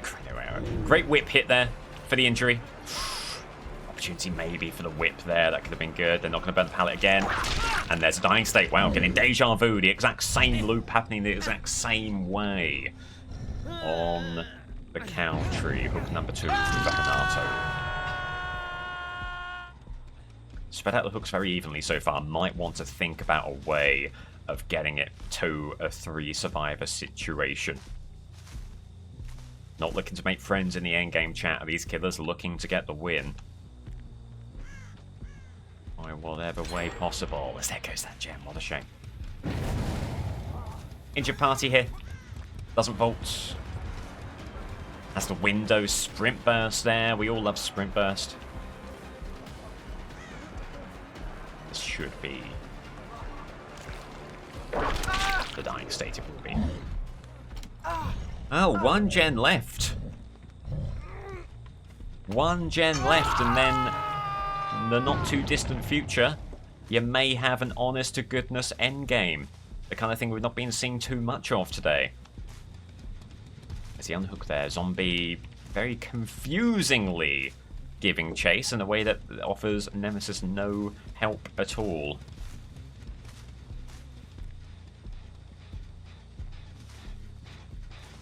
Okay, unhook there. The chase with Fung, uncontaminated, only 1 hook. Probably not Nemesis's best idea.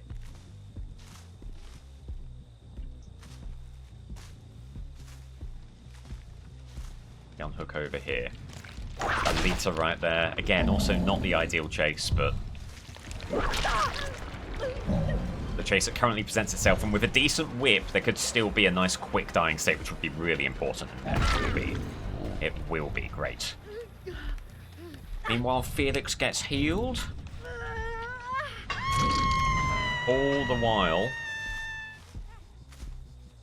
gen movement up over here.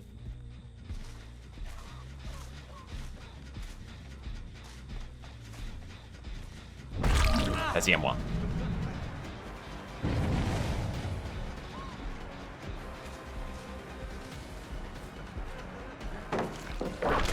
And that is the exact play that he needed to make at the exact time that he needed to make it. That will be 3 survivors left. Huge. Ooh, because things were looking a little bit grim. Chase is taking a little bit too long. Finding it tough to locate people. But that was clinical. Exactly what he needed. Okay. The gens are in a tough formation here. Difficult to patrol. Certainly an opportunity for a kick here. No aura reading. Aha, some aura reading. But again, that's Fung. That's the person who you probably are not too interested in chasing. What you can do is get the kick there. Gets the injury. And a zombie! Oh my god! The zombie turned and looked away at the wrong time. Dying state, there's the vault.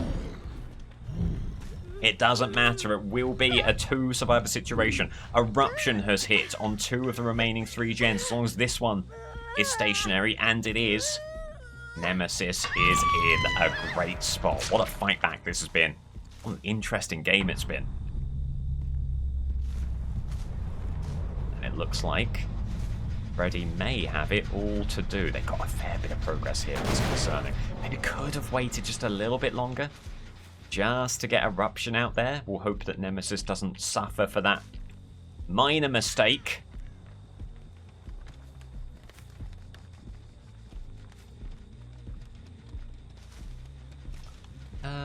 Okay.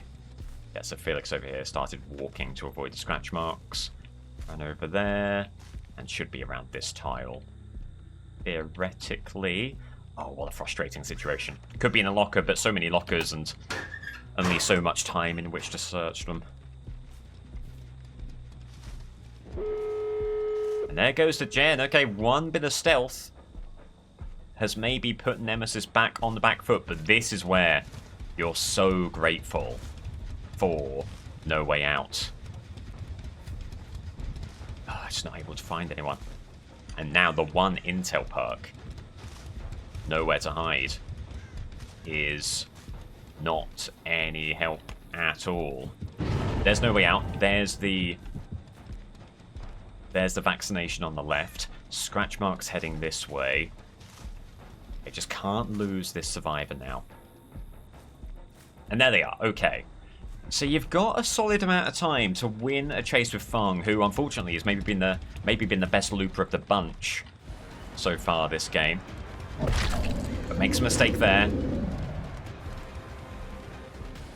Halfway through No Way Out. Fakes out the window. There's the whip connecting. That'll be the hindrance there. There should be an opportunity for a whip before they get to Shack. Nice. Right, now, how does Felix play this? The gates will just become available as the hook is obtained. Any zombie intel would be so useful here.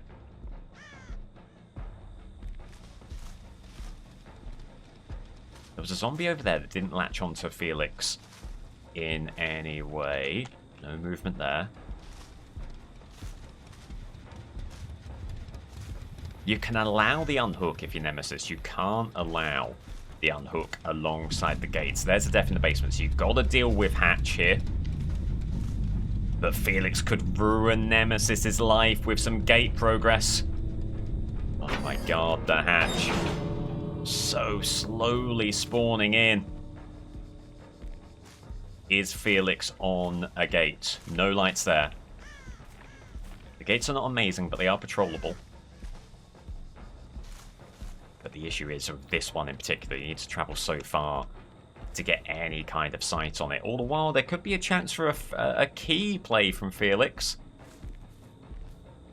Oh my god, do you see how perfectly things are lining up to avoid line of sight of the gate right there? However, you have a decent bit of line of sight there. That's good. Okay, this might not be as bad as we maybe feared. No lights there. Okay.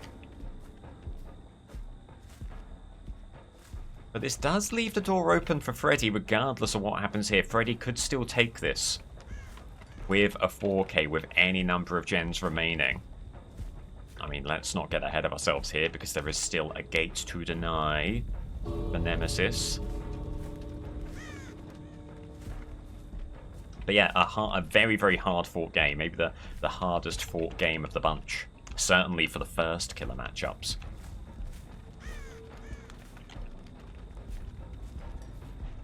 is looking like there's not going to be any kind of effort on the gate.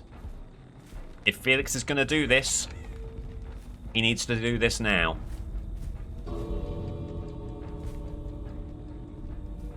And I don't believe there would even be time if he did commit now. And there's the DC. So GG. Well played. That will be a 4K, but in the end game. So 0 gens remaining. So there is an opportunity here for Freddy. GG.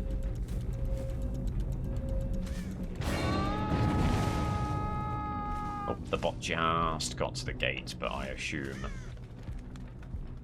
no lights there. Just the one light. Okay, good. Good. Freddy. 12 hooks from Nemesis, but no gens remaining. It took him the end game to wrap up the 4K. So there is a chance for Freddy here, but he will be needing to get the 4K with some gens still remaining. On a map like this, that may be quite difficult. We will see.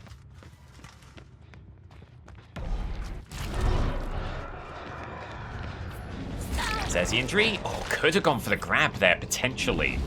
There is a grab that you can do as someone's going through the portal. Sable back and forth between these two portals. That won't quite connect, but opportunity here. They should not be getting back to the portal. They have the window. Do they make it? No. They did seem quite fast. So is there a chance here? Is there a chance that that boon is Boon Dark Theory? It's possible. It certainly could be. It certainly could be Boon Exponential, so you can't slug all that much, but then Rain's going to go for the Sabo there. Going to get over here, get this Saboed as well. That's really tough. What you can do is reslug, get rid of the boon, but clearly... Oh my god. Huge mistake. Well, no. I mean, I think what Sable did was like, well, right, Exponential's going. Therefore... Exponential's going, therefore I've got to take the opportunity. But that does allow Freddy chance of another hook, but you can tell what this team's all about. Injury there. Okay, well, he kind of has to slug here. Says Rain. There's a dying state.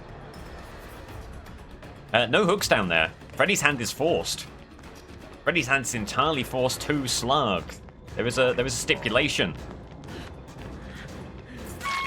There is a stipulation. If you can't get a hook, obviously you're not going to pick up there, and that's what Freddy has seen. That's what will be happening. As there goes the boon. Teleport over here. Has the hook respawned? Not yet. So you're just waiting for... Okay, Kate Denson. Oh my goodness me. Oh my goodness me. Freddy, by the survivor's actions, has been given a green light to go for the slug here, and all of a sudden, he might be looking at a 4K with all 5 gens. This is extraordinary for Fred. Has anyone got base kit unbreakable, or were they all just relying on Boon Exponential? We'll soon find out. There's an abandon. There's another abandon. One person remaining.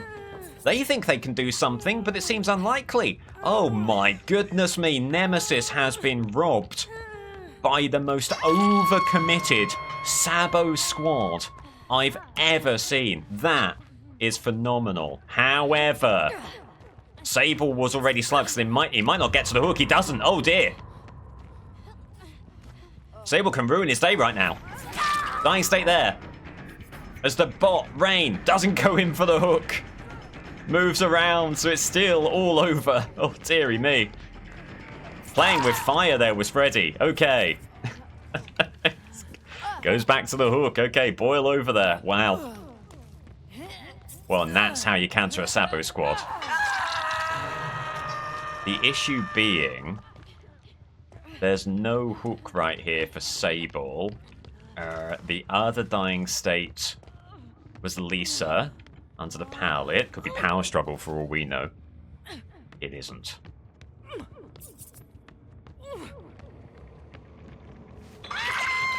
Okay. And with that, is the Mori now available, perhaps? I can't believe what I've witnessed. What a way. What a way to do it. The Mori isn't available. And the bots are going to stoically stay on the hooks there. I mean, there's just no reason. No reason for Freddy. Well, could Freddy make this hook? It could be doable. It could be doable. He's going to go for it. He's risking a lot here. I mean, anti-camp could also be in effect. Oh, there's not even any wiggling going on. Maybe? No, there is. There's just a bug where you don't get the audio. GG! Unbelievable. It was the full Sabo squad. They said no hooks for you. And Freddy replied, that's fine by me. The 4K 5 gens and Nemesis is eliminated. And he'll be absolutely gutted. Kate not happy. Kate not happy at all. Kate maybe the solo queue survivor plonked in the middle of a 3-strong Sabo squad. They didn't like how that went. Freddy's elated. He is through to the quarter-finals. With the 12 hooks. 5 gens remaining. Heartbreak for Nemesis, who fought so hard, only to see everything fall right into Freddy's lap. Alright, save the spreadsheet as we go now to Ghoul versus Oni. No prizes for guessing who a lot of the viewers will be rooting for here. It'll be a fascinating matchup. We go first to Ghoul. Ghoul in Larry's. Not the first time that Ghoul's played their trade in Larry's. I think Ghoul had a group stage game in Larry's, if I recall. Handled it pretty well. Ghoul. I mean, it's probably not the most ideal map for Ghoul, but I think Ghoul is a little bit map ambivalent and can perform wherever they get placed. So we'll see if that is the case. Scratch marks immediately over this way. Gets the window. Volts back, okay. And volts back again, alright. So it's Shane here. Doesn't burn the pallet. Should take the M1 here. Does so. Looking for the bite to get ahead. Ooh. Burns God pallet. Okay, could be worth kicking that if you go. But already you're seeing maybe some confidence here from Shane. Whoa, almost gave away a hit under the pallet there. Going for the bite over the pallet. Will this in turn get the M1? Oh, good pathing from Shane again. Gem movement here.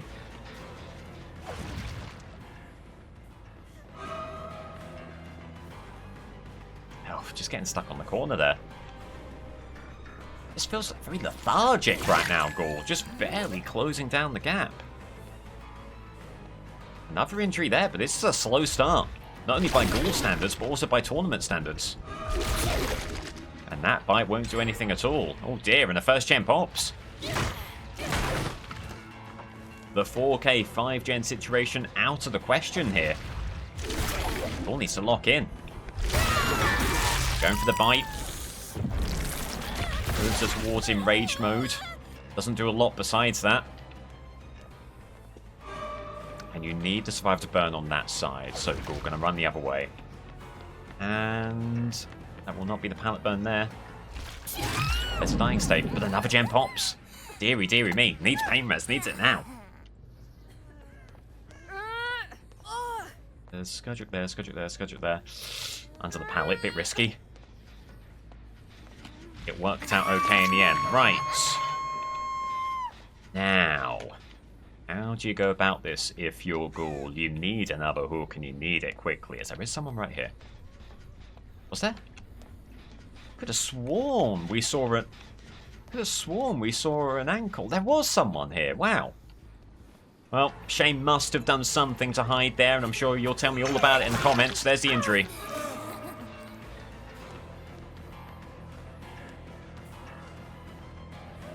Away he goes, presumably burns this, yeah. And he's away. But like that was probably 5 moves ahead. But like Shane was off to the races as soon as the pallet was brought down. Big gem movement up ahead. What a tough situation this is looking like. Needs a bite to connect. It's just not happening for Gaul. Not happening at all for Gaul. Goodness me, and Oni, the Oni team are absolutely loving what they're seeing right now. Oh my god, and everything's going wrong, including that right there. Oh dear. But then Gaul comes back to remind us all why they are so detested. I mean, what is that hit over the bathtub? That should be a melee hit. That should not have range capabilities, but you're seeing right there how sometimes that's just not how it works. Alright, so on the Carlson around the pallet. If you're just joining us, things are looking incredibly grim for Gaul as it's a one-gen game. Wow, you've got to burn the pallet there. Your team's just got 2 quick gens. You're approaching the end game. Do anything you can to avoid the hook. Alright, well, there's Pain Res. Deary me, this is going to be so tough for Gaul. I can't believe how bad it's looking for them. Oh, and they're missing bites like that. You can't do that if you're Gaul. You can't let opportunities like that fall by the wayside. Oh my god, Lara. Lara has thrown. Lara has thrown in a monumental sense there. You cannot give away that hook when things are looking so good for you and so bad for Gaul. So that'll be another Painrose hook, which just keeps hope alive, keeps this last gem from popping. There's the unhook over there. Going to try and leap back with the bites up on the wrong side of the pallet. That's a great bite. That's a great leap and a great bite. That is precisely what Gaul needed. As Fung does not make the mistake that Nia did, comes back for the pallet. Sorry, what the mistake that Lara made. Sorry, misattribution there. Well played from Fung, and has that window to get away immediately. There is still no way out in the endgame. There is still none are free in the endgame, so this is not over. And Oni will know this, so it is still with trepidation that Oni views this game. He won't feel comfortable until those survivors are out of the gate. So there's a drop. There's a dying state. But a good loop from Fung. There's 2 Painrose stacks still left. Is one of those Fung? No. Scratch marks here. Heading... Oh, nowhere in particular. What a frustrating situation that is. Aha. They head back this way. There is something very peculiar happening with these scratch marks, and I wonder if cross-examination is doing some work here. It certainly seems like it. There's someone, presumably Shane, heads upstairs. No, it could be Lara, actually. Doesn't get the unhook. Meanwhile, anti-camp will not be moving for Fung, so this actually suits Gaul down to the ground. They're just going to try and move back in. Looking for the bite here. Gets it. Will this be a trade? It should be. It won't be. And there goes the last gen. Oh, dearie me. What could have been there? Because that could have been a Painrose hook that could have kept this game on side for Gaul. None are free. Windows blocked, pallets blocked. Okay. This is where Gaul really needs to lock in. You've got every possible advantage in the endgame here. Can you convert that into hooks? Because as it stands, with the standard of the competition so far, 5 hooks is not going to be enough. There's no way out. Does send Gaul off in this direction. Is there someone hanging around here? Doesn't look like it. Okay, going to try and defend the basement a little bit. Even that may have given them enough time to get the unhook. Doesn't look like it, not just yet. No way out. We'll just be passing. Going to try and play aggressively. Get on these gates over here. No one here right now. It's not been able. The chases have been bad, but more bad for Gaul has been the lack of any kind of intel. The lack of ability to find people. I mean, one nowhere to hide could have done amazing work here, but chose to go with no aura reading and maybe suffering because of that. It's his Shane. Gets the hit before the unhook. That's huge. This will be a trade in the basement. And with a survivor who is first hooks, this will be a very, very important boost to Unbelievable. 2, the hooks for Ghoul, and Fung takes an immediate trade, which is fascinating. This could be fine as long as you can get back to Shane quickly enough. But that has been a tall order so far this game. Shane has given Ghoul the runaround and then some. He's got a direct line to the gate here. Can Ghoul try and cut him off? Yes. Very good stuff from Ghoul. Brings the pallet down. That's a sick dead hard from Shane. Oh my goodness me. Could this be it for Ghoul? No. Lara's gone. Oh, could there have been a hit take there from Lara perhaps? All right. It is going to be the worst performance of the round of 16 so far. But it is still going to be 9 hooks. That has been enough in the past.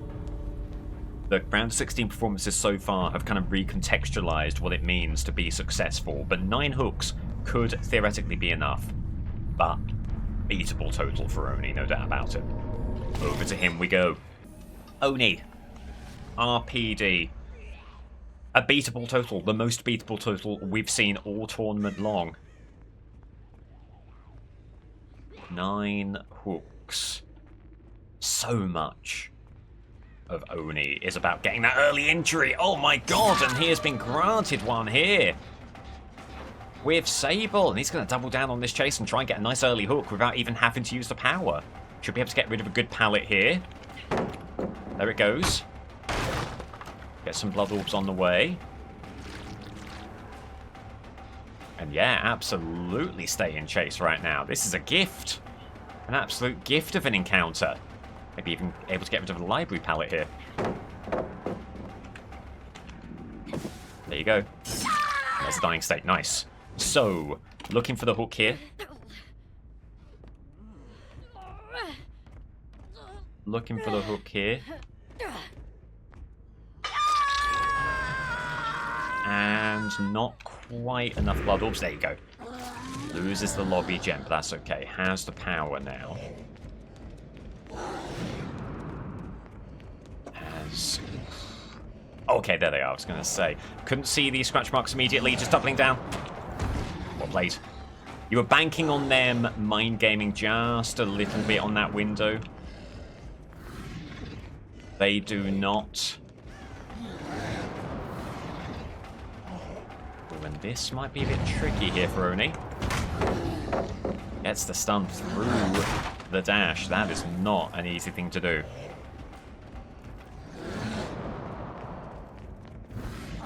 Oh, good effort if indeed they were going for that window. Unfortunately, they were not. However... Oh my god.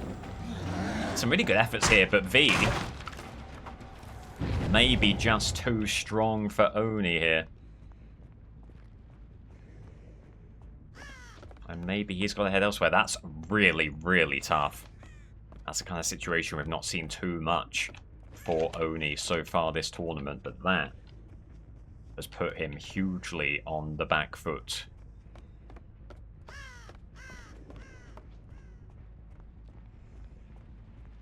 And there's some torch clicking, so they want the chase because they know that a gen will be moving over on this side. This one is. There's V again. Injury. Just. Would have been horrendous had that not connected. The aura reading there is so important.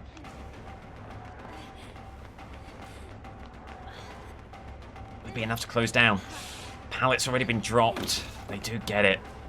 What could have been if only Oni had kicked that pallet before. Do with me. The gameplay's suffering, the commentary's suffering. There we go. Needed that desperately. Alright, so hook here. Not making the same mistake, gonna kick this. And there was movement on that downstairs gen, so that's where Oni's off to. Any luck here? No movement right now, but opportunity for a kick and the aura reading with nowhere to hide. There goes Vittorio. Uses the pallet to really good effect there. Only going to try something here, try and go the long way around, and it works out marvellously. See, this is the Oni we're more used to seeing.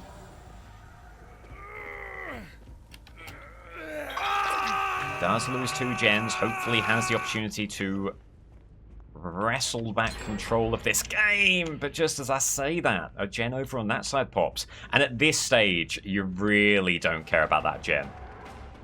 And if you're Claudette, you've got to think about a way of taking Oni to the other side of the map. But they don't. They're running headlong towards gens, which is great news for Oni. In fact, running headlong back towards the hook, which is even better for him. There's a drop, looking for blind. No, didn't go for it. Going upstairs, okay. No scratch marks moving to the hook, so only going to go back, put some pressure on these gens. This one was a concern. Has someone got back on it? Yes, they have. They've vacated the premises. There they are. It's B. As this pallet runs through it, there's the unhook as well. You put some pressure on this unhook. She certainly can. Oh, dying state there, so huge. And then maybe an injury on Sable as well, or at the very least getting rid of this pallet. Going for the blind. They just get it, unfortunately. Going back for the hook. Whoa, that's the wrong way. Back for the hook, hoping for no DS.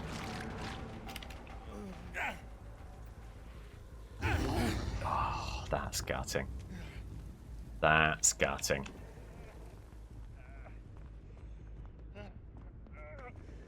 And now V could easily be back on that gen. Kind of got to go after Vittorio here. No other options, but we'll just get this pallet. Oh, well played. Well, you got some blood orbs here. This is going to be really, really, really tight. Remember, don't need the 4K here. 9 hooks is the only ask, and you can get a great deal of hooks in the end game. In DBD, we've seen it time and time again. However, you do miss out on the opportunity to patrol this 3 gen. Got to make sure this gen's not moving. It is moving, and then some.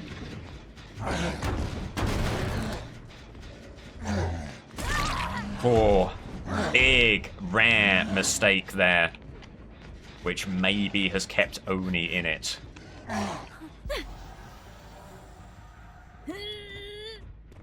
There's your hook. Oh, they must have had some pressure on this gen over here. Dearie me. Okay, now things are very, very intense. There is Claudette up there. There's the unhook. Everything happening at 1,000,000 miles an hour and only just fighting to keep up.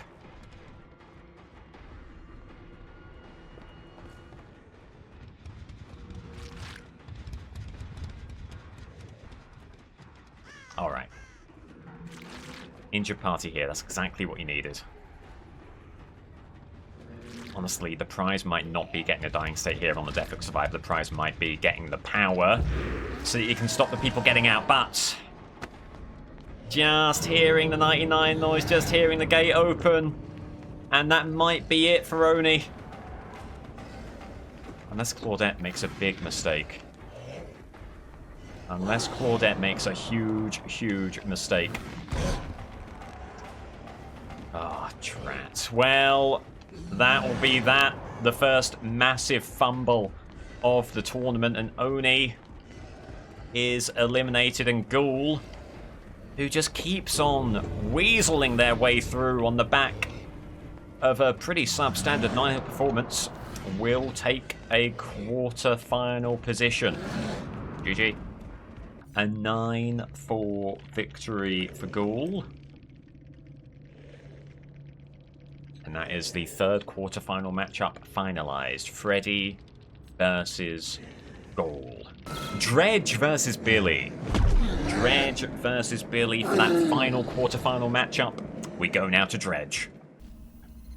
Dredge on Toba Landing. The final quarter-final matchup has to be decided here. Dredge wants to be in that conversation and sees the immediate bit of gen movement here. There's Hanato, who does not drop the pallet, runs around. Immediate teleport here, and that's good stuff from Dredge. Good bread and butter. If Dredge is going to have a good playoffs, it needs to get those remnants down, and that's a good sign. It's a good sign right there. Not Hanato, by the way. My apologies. This is Dwight. And he will find this pallet. He will, of course, drop it. Try and teleport ahead. Not bad. We'll force a pallet burn here. Oh. They go window. They do. Going for a misdirect here as Dredges could work out. Oof. Got so much distance there is the thing. Didn't actually run back into the building. And all of a sudden, what was looking like a great chase is now looking a little bit dire. Good decision to go for the window rather than stick on the pallet there. Remnant here.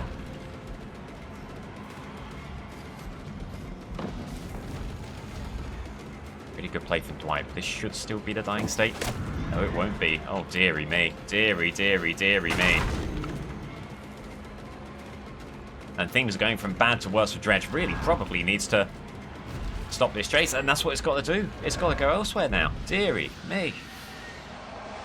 Blocker here. This is desperately poor from Dredge. Looking for aura reading. Find some. It's Dwight who's self-healing. He's going to go back there. Oh, dear. Can't convey how disappointing this has been, as Dwight's fully healed. All that work for nothing. Will there be a better chase in store with Hanato? Hopefully.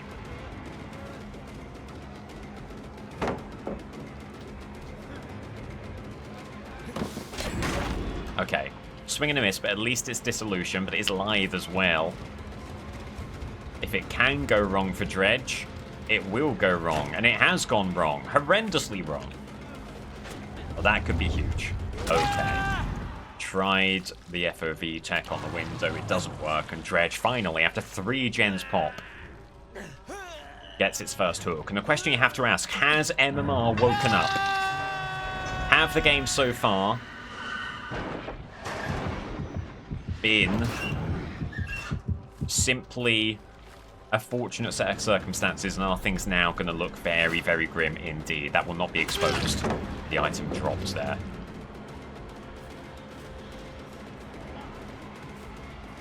You're hoping that there could have been some kind of dramaturgy exposed situation going on, as there's the hit take from Dwight.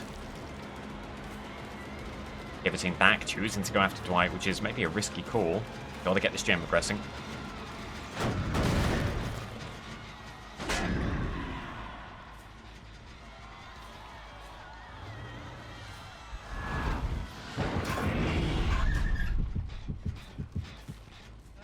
As this is where Dwight got to. Try and move this gen along, won't be able to. Pushed back by Dredge. Good move, and finally, the long sought after hook obtained.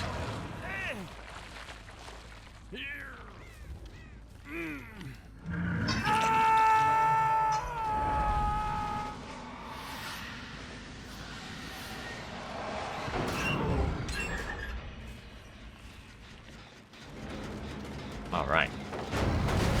1 gen left. Vittorio around here. Remnant down. Oh, runs into a rock. Hold on just a second. Could it be a quick chase? Absolutely not. Don't know what that was. Last stand, presumably. It looked nonsensical. It looked entirely nonsensical.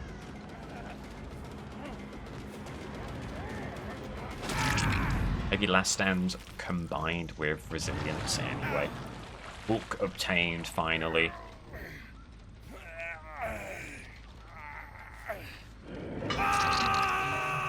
People tell me that last stand doesn't actually make vaults faster. I just don't agree. My anecdotal experience means that I just disagree with them. You look at that and tell me that's a normal vault. Anyway, that's neither here nor there. Taya,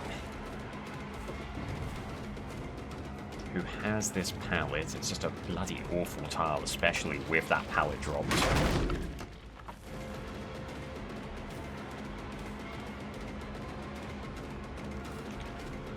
Needs to get the remnant out there. Good stuff. Not giving Taeyong time to think there, holding that line, getting kick. And this should be... well, no. Window very much available here. Oh, but a bit of a mistake there. This should be the dying state still. Yes, it is.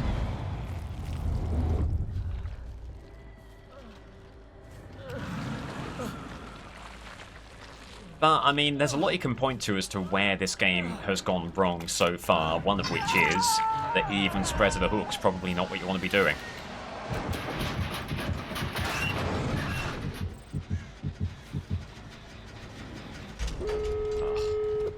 Two people here moving this gen, and as is so often the case with these games, someone else moving the other gen. Some gen redundancy in the end game, so no opportunity to hold on to this game state. Damn, swing and a miss there. Just been out-looped. I mean, it's very simple. Taken way too long in chase. Not really had issue with finding survivors. Been in chase quite a lot.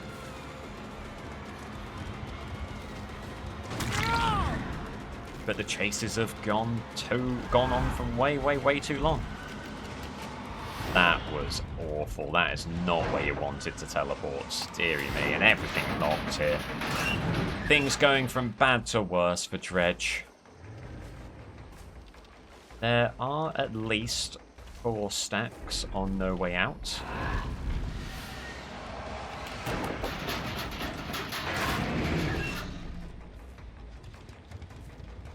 But that does not mean anything if you're not able to find a survivor in which, in which time to chase.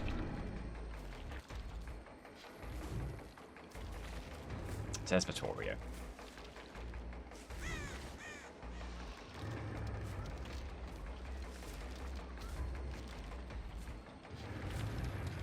Who God love him is just holding W? No, held up on the power. Okay.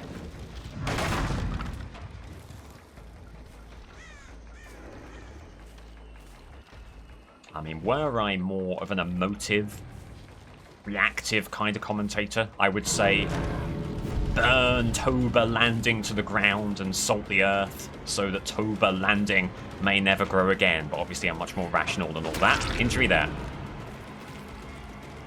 Trying to get ahead of Vittorio, stop him getting to this gate. Should be able to do so. Just a mess of scratch marks everywhere. Difficult to establish where Vittorio is. He may have doubled back here, but this is an uninjured party we're looking at right now. Going on the gate there. Okay, there's the injured party. Getting around. Ooh. See, there he is. Okay. Stun there. Needn't be the end of the world. Just needs one teleport ahead. And hopefully Vittorio's not got too much distance. Oh, where is he? See, the team could just be healing up now very easily. Oh, not quite able to do so. Okay, that's huge. That's huge. They're all here. I mean, all of a sudden, that timer is ticking down. I mean, what you wouldn't give for Blood Warden in a situation like this. Pretty perfect Blood Warden kind of spot right now. Right, push Vittorio. Keep on pushing Vittorio away. Dying state there. You want to delay it just as much as possible. Just so that the endgame time was moving down a fair bit more. You're very happy to trade chases here. Very happy to trade chases here. Absolutely. Could be dead hard here. Could be dead hard. There it is. God blimey, they waited that out. And there's Vittorio, who was so fast there. I don't even know how you're making that happen. Okay, is there a blind? Oh, right. So it'll be a hook here. Again, Blood Warden could have been so perfect. Just be a hook. Hello. Injury there. Well, Taeyong had to be a little bit quicker on the uptake because now there is actually an opportunity for another dying state. Just going through it before anything else happens. And injury there. They're going to leave. It'll be a hook.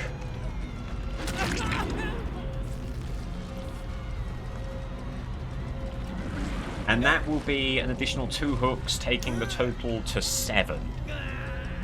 7, which, considering how the game was going,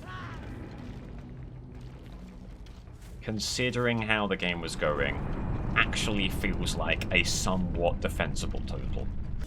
Okay. Badham for Billy. Not what you would have wanted to see, but still, Billy and the Billy team will be feeling quite quietly confident to match a 7 hook total. That would have been sick if there was someone here, unfortunately not. A lot of Badham is about locating your survivors as soon as possible. No gem moving downstairs. Ugh. You're going to see a few situations like that. Badham can have some slightly annoying collision with the chainsaws, so watch out for situations like that mid-chase. As there we go, first survivor spotted. That'll be Felix. And here's an opportunity. Let's get in the corner, unfortunately. And then pivots all the way over here to this pallet again. That's why you love enduring. Okay. Would have been even better if the hit had been granted, because that would have been a double hit, but alas, it is what it is. Okay, they vault. They'll be down on this side. Getting back upstairs. Gem movement there. Gotta be wary of that. You really do need this early hook. Still no Tinkerer. That's great news.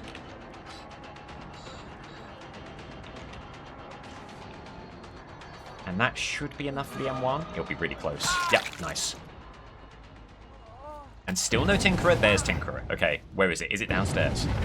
Oh, it's into 3 Tinkerers. Oh my giddy aunt. Right, well, pick your poison. You've got to go somewhere. Going to try and keep this gen from popping. Oh, and they've gone. Of course they have. Well, at least there's a chance. Oh, hello. This chance to pop goes a Weasel. Do they get the pallet? They do not. Okay, there you go. So a gem pops and another one will pop shortly. But Billy limiting the damage to toe and gets the second hook right here. Or maybe the other gem won't pop, you know.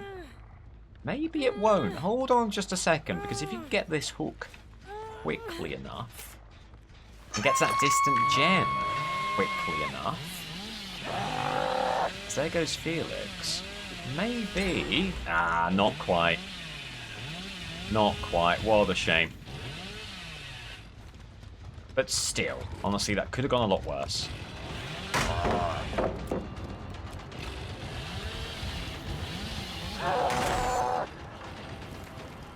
There's a Jill went here and has actually put themselves in a bit of a tough spot right now. And now a very tough spot. Nice. Okay. So a pop goes a Weasel kick. Will go begging. Will fall by the wayside. But as long as Billy can get back down, oopsie daisy, to that basement, might be okay. Third hook, 3 stacks on the way out. Ah, still just loses that gen, unfortunately. Well, hey, at least the good news is the remaining gens, they will give Tinkerer intel before there are any pops. So no more nasty surprises for Billy as Leon heading to Shen. Breaking the pallet on the way. There's maybe enough movement here to warrant a kick.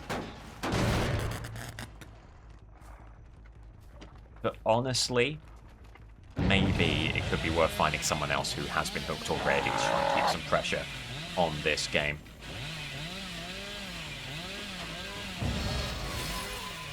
And there's Jill.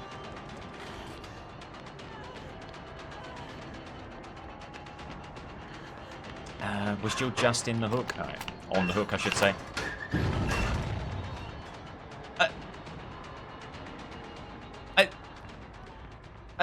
I beg your pardon? That wasn't the locker I was looking at.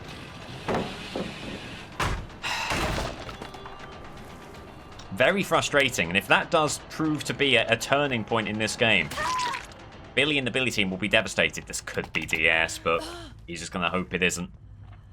It isn't. Okay, thank goodness.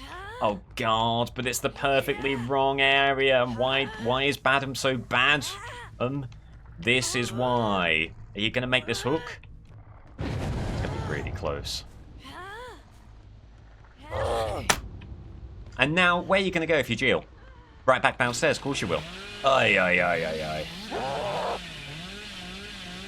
What a gutting pasture play. That helps. That certainly helps. You lose a gem, but Leon... Bloody Sprint Burst. Sprint Burst has not been nerfed yet, so survivors are having a bloody field day. Let's get this hook over here. Hook number 4 for Billy. It's gonna come right down to the wire here. It really is. This is gonna get very, very close.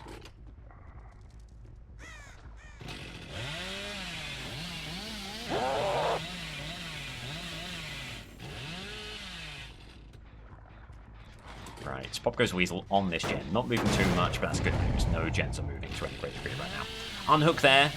Can certainly put a lot of pressure. Oh my god. Oh my god. Hello.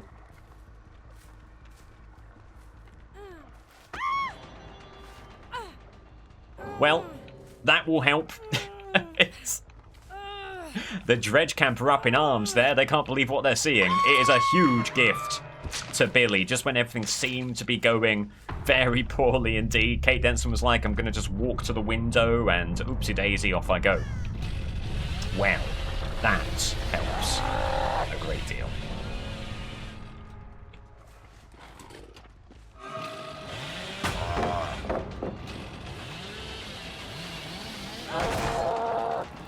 So, can you close down this chase with Felix? Have a window here. No, they don't. No, they don't. Okay, this is huge. Got a pallet here? No. Massive, massive opportunity. And the dying state. That will be hook number 6. Billy's almost there. Very interesting wrinkle of this matchup. Were Felix to die in basement and the other two to simply leave, it would be a draw. You'd replay the match. Billy won't want that. Billy wants to wrap this up right here, right now. As there's Tinkerer on the downstairs gen. Can Billy get over there in time? It's going to be unbelievably close. Oh, there's the kick. Hugely important. There's a basement unhook as well. There's the vault. They're going to keep on moving. Do they see what Billy's doing? There they are. They will get the pallet, unfortunately. No, they don't. The Rev fakes them out. There's the M1. And now, if Billy were to get the hook here, and then just secure that in the end game, it would be the win. That would take him to 8 hooks. So very, very, very important situation here. Is it live for Jill? It isn't. Vault's back. Vault's again. Window's gone. Could be dead hard after all this. Nope. Okay, so this will be hook number 7. Whatever happens, Billy is not eliminated. It is currently a tie. One more hook. And Billy's through after what's been a very, very nail-biting kind of game. And in many respects, a very frustrating game. This gen's no longer regressing, so someone was here. Head back up, see if they're moving in for the unhook. Doesn't look like they have. Are they around here, perhaps? Not there. Not there. And no Tinkerer on the other gens yet, which is great news. It means that Billy isn't stretched in that direction. Doesn't need to worry about those 2 gens for now. They're back on the gen. They were briefly back on the gen. Come on. There's the unhook. There's Leon. Okay. One more hook. Gets it here. One more hook. Secures the victory. Leon just holds up. That'll be the M1. There's a pallet burn as well. That's huge. You love the pallet stun there when you've got enduring. That closes down the chase conveniently and surely. Is Leon able to get to Killer Shack? Billy going to try and get ahead. Good stuff there. Leon pivots back to the house. And just kind of locked in on this chase now is Billy. Knowing that the win is around the corner.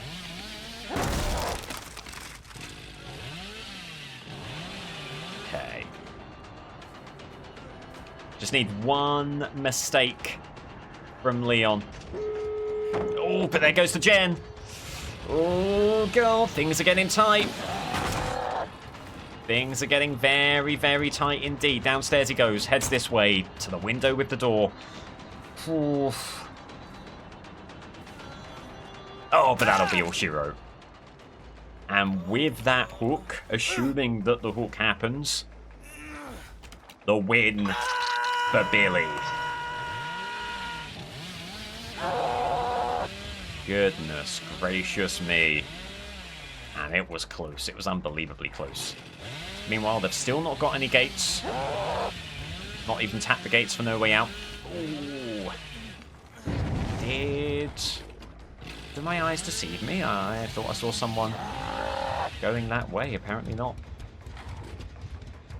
So tap the gate for No Way Out over here. And then they have gone.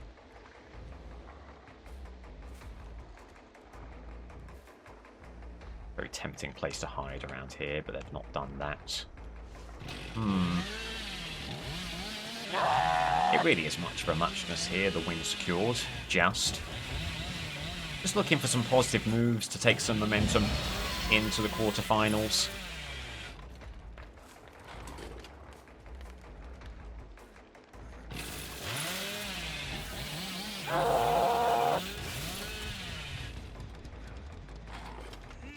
Well, you've got plenty of time to try and secure at least a hook stage here, I suppose.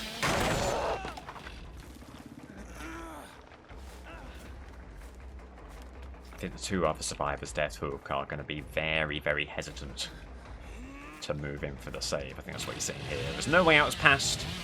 Have we got gate movement here? We have. Just the one light, and then that'll be Felix fleeing the scene.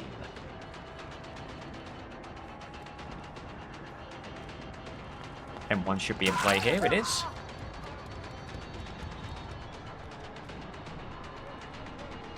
Oh, got the window, of course. Gates open. It's the other one, so that'll be Jill there. Is Jill going to come back for the unhook? Looks like it.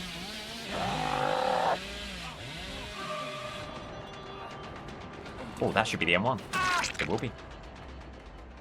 So hook here. Jill probably gets the unhook, and that'll be the 2E for 10 hooks. Either way, it is more than enough for Billy. GG.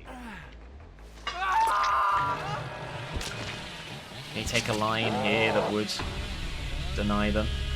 Gotta be really, really gonna get fine. Ah, not able to get around the tree.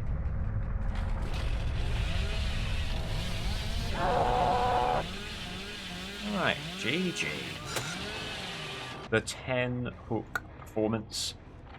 That is more than enough for Billy to shore up. Oopsie daisy. To shore up a quarter-final position. We, alas, say goodbye to Dredge, who could not do enough on Toba landing. GG. Our final round of 16 matchup, which will be Executioner versus Plague. You might have forgot the Plague is still in this thing. We'll see how that goes. Firstly, Executioner. Executioner on Grave of Glenvale. The final World Cup spot is up for grabs here. Executioner versus Plague. Who will get to go up against Billy in that final quarterfinal matchup? Here is the very brightly costumed Ace Visconti here. Spotted him in the pre-game lobby and was immediately concerned. There's some trail down here. Fake out the M2 a little bit, and that'll be the M1. Injury there. He's heading to Shaq. Seems to have a fair bit of distance, in spite of a not great line taken after the injury. Could be overcome, perhaps. Is he going to go for the window? No. Oof, good dodge there. Put it a bit too far ahead of him in the end. Good line taken. We'll stick with it with the M2s. The misses will rack up, but you only need one to hit. Oof, really thought the pallet burn would be on there. As there goes Saloon Gen. Steve and Sable both falling from a great height, having completed the gen. Away they go off to the left. Okay, so first hook is out there. Now needs to think about kicking gens. Getting this game under some semblance of control. So scratch marks heading towards Shaq and doubling back. And Sable not going to get the unhook. Okay, probably a wise call. Probably a pretty wise call there. Executioner would have been ready with the M2. It's in that gen there as well. Not finding a way to really keep the gens under control just yet. Sable will get the window and could be an M2 here possibly. Not quite. Not quite. And you don't want to spend too much time on top of Saloon as Executioner here. Just not very, very favourable ground for him. Taking a chase with Steve. Pallet's been brought down. That'll be the M1.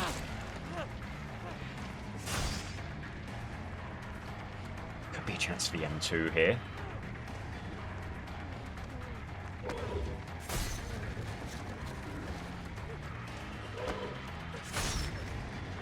Taking that a couple of times.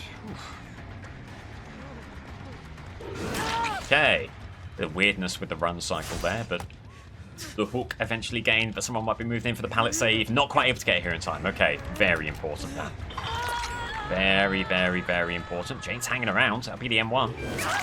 Another gem pops. Oh my lord, what's going on here?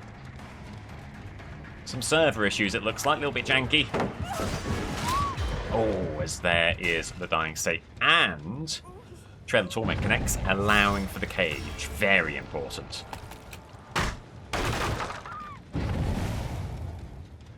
Deathbound 2. Probably Resurgence there. Good dodge from Sable, what can I say? Nicely done.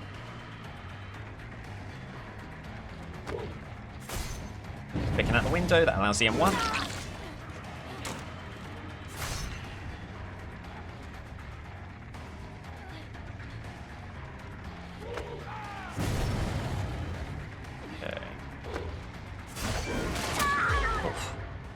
The wax doll, the green add-on there, doing the heavy lifting, ensuring the connection. But again, do you think part of the turning point here is these killers have suddenly started spreading out hooks? I don't know that they're going for that specifically, it's more just that's the kind of games that have been happening and the kind of survivors they've been finding.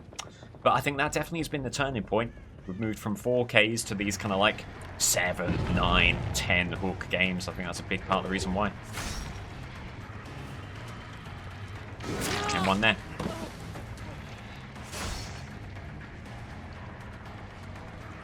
Sable gets healed. Running interference here, presumably as DS. So they're very, very, very confident to take aggro there. But Steve forced away from Shaq Pallet, firing dead hard. That'll be the dying state. Another cage, very important. Will Executioner finally have the opportunity to kick a gen? Well, not that one. There goes another one. He has not kicked a single gen despite running Trail of Torment, Eruption, and Nowhere to Hide. I mean, you talk about how and why the game's gone wrong. You can look there. Injury on Sable. Finally getting a kick. Says Ace Visconti. You're going on here. Oh, didn't quite get the M2 out there, unfortunately. Don't know what happened.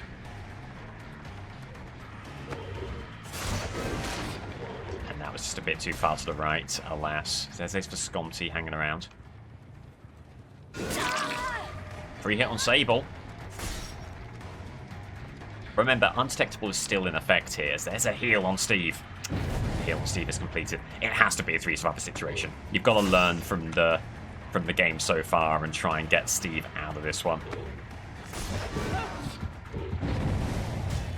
Excuse me? He's firing blanks, his Executioner, and you're not going to win games like that. Deary, deary me. Alright, well, everything going against him now. He needs to find a way to still bring this back. There's the M1. It's Visconti looking to take a hit, and Will. Okay, you don't mind spreading out the injuries here. As that is definitely overcome. He's maintaining a ton of distance there in spite of these weird arcing lines after the hit.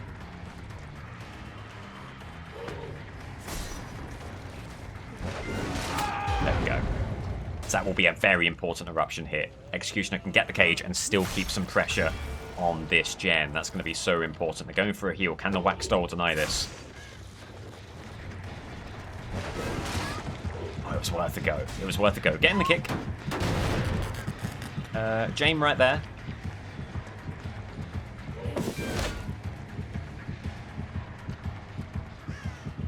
Never mind. Some healing going on here still. Oh, but Sable's not able to get fully healthy. They do heal Steve. Could be dead hard after all this. Could have been a cage. It should be a cage. It should be a cage, but that was a bit inefficient. Well, not a bit inefficient, incredibly inefficient. Checking on this gen. Could be movement over there as well. There is some movement here. There's scratch marks. There is, had to be Jane, right?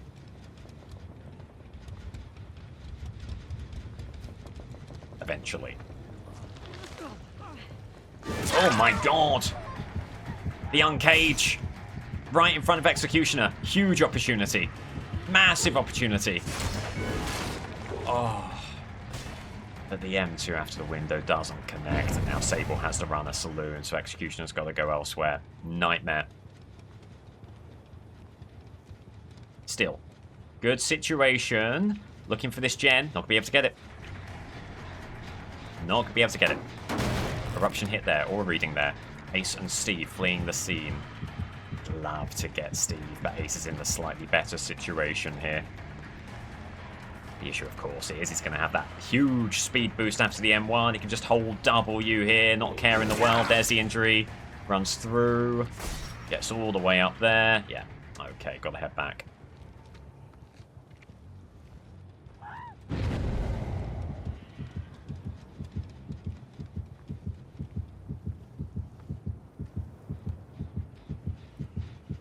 A lot of movement here.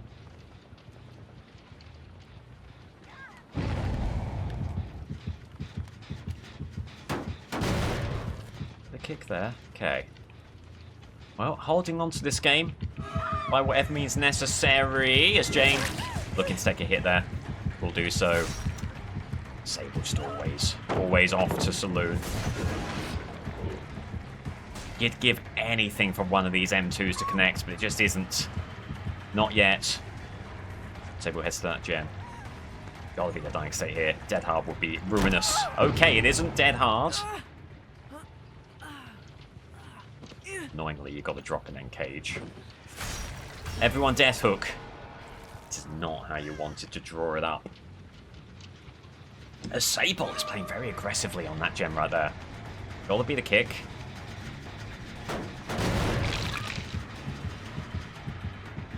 Gotta check out this one as well. Hoping to catch Steve sleeping, but not quite. Ooh! Drops that pallet, however. Could this be an opportunity to turn it into that 3 survivor situation you've been needing to for so very long? There's the uncage. There's the heal. There's Deathbound on Ace. Oof.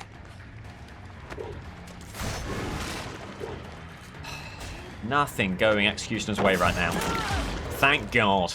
Alright, no cage, unfortunately. That would have been ideal, but it should still be the final hook. There goes your gen. 9 hooks as it stands. The gates are pretty good, actually. No help in the endgame, unfortunately. No way out. There's Ace Visconti. Already 2 lights. That is gutting. that Ace has overcome. So get the hit and he'll be on his way. Does he remember where the other gate is? He's not running towards it. It looks like 10 hooks may be the ceiling here, unfortunately. Unless Ace really throws the chase swiftly. But no, there goes the gate open. They'll leave as quickly as possible to give Ace a chance to hatch. These M2s. Nothing happening. Just a smidgen too far. This is the gate that's probably open. It isn't yet. So the other gate's open. Ace has a great deal of distance to go to get to it. Not very body blockable, although Jane's going to try. There's the dying state.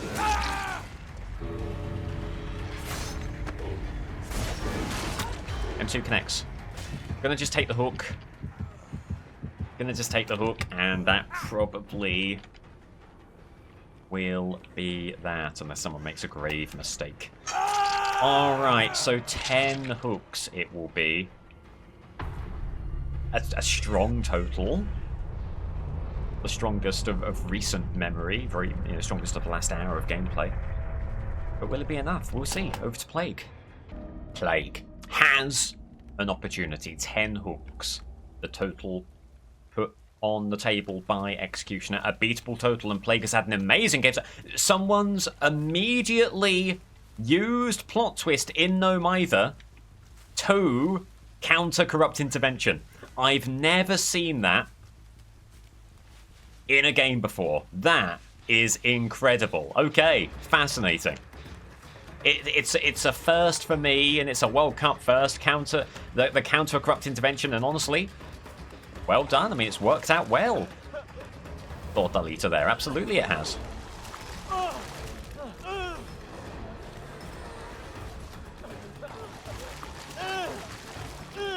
Okay, there's the injury, and that will be the dark state. Good stuff, good stuff. Never seen that. I knew that was a thing that can happen. I've never actually seen it in the field of play before. Right, so after that minor setback, it will be a nice early pain res for Plague here. To try and get the gens infected as much as possible. This is where pain res hit. That is interesting information to have, as there is a survivor fleeing the scene, and that'll be Dwight.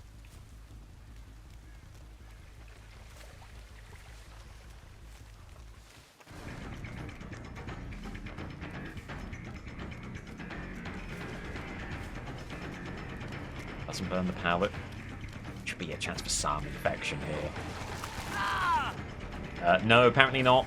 You heard the noise, but it didn't actually count. Deary, deary me. That did... Well, we've seen lots of weird interactions here. Ton with Billy, and now some with Plague. There's the injury.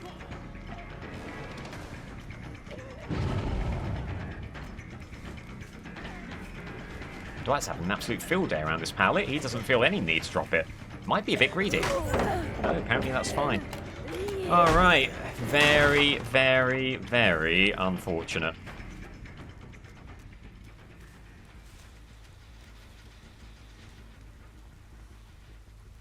Plague has to look elsewhere, hoping to stop this gen from popping. Isn't able to do so. Is there a survivor here? Yes, there is. It's Ace Visconti, the one not infected survivor. It's a good move from him. Another good double back there. Oof. And this is looking really grim for Plague. You can tell that it's a team who know how to counter her. Doing some good stuff in that regard. And the grab, okay. That was really touch and go as to whether Plague was actually going to get that grab through the window, but does. And that's so important, not only for the hook, but also for the pain res. Okay, as you have a fully infected team. Thanatophobia working at full strength. There is Tae Young. Sprint burst. Wonderful. Holding just a second, coming back at the last moment. And how does that do on this tile? Not amazingly. Not amazingly. He'll be able to get the pallet. Does he drop it? He does not. He just delays it enough to get the stun. Well played. You can see they're stopping and starting out of chase as well. Very likely to be Vigil here to get as much out of Sprint Burst as possible. Another gem pops. Just not finding a way in here as Plague at all. Everyone seems a million miles away at every turn. Damn, free kick there. Just to keep that infected.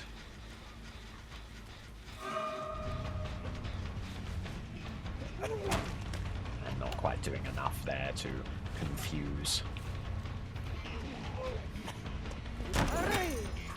Swing and a miss.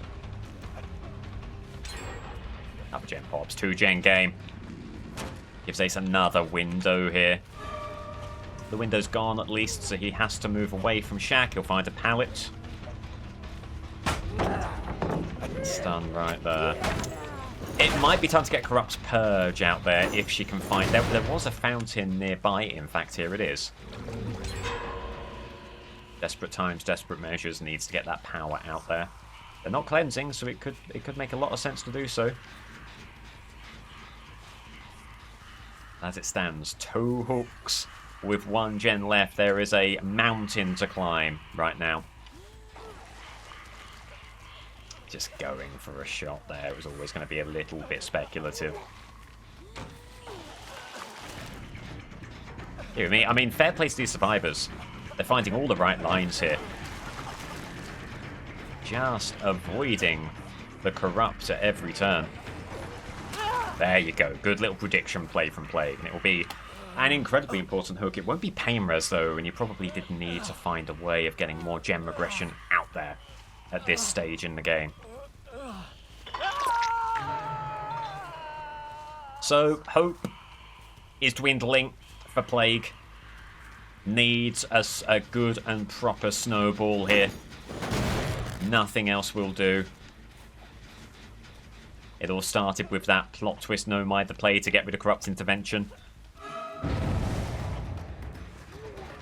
Concerning to see such a precise counter that early on. Questions, obviously, about how much the survivors knew about the game heading into it, but obviously nothing that we can say in that regard. You just got to say it was a very well-played game from them. But it isn't over. Not yet.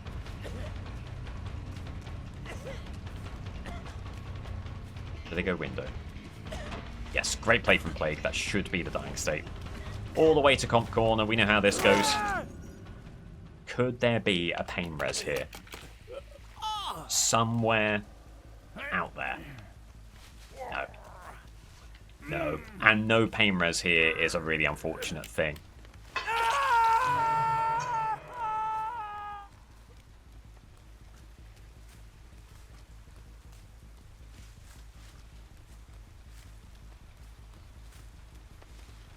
As scratch marks seem like they might have been going to the locker there.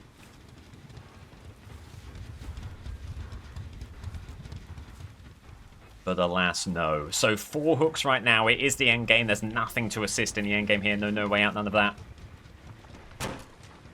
And it's Ace Visconti on Shaq. And he's just having a field day against Plague here.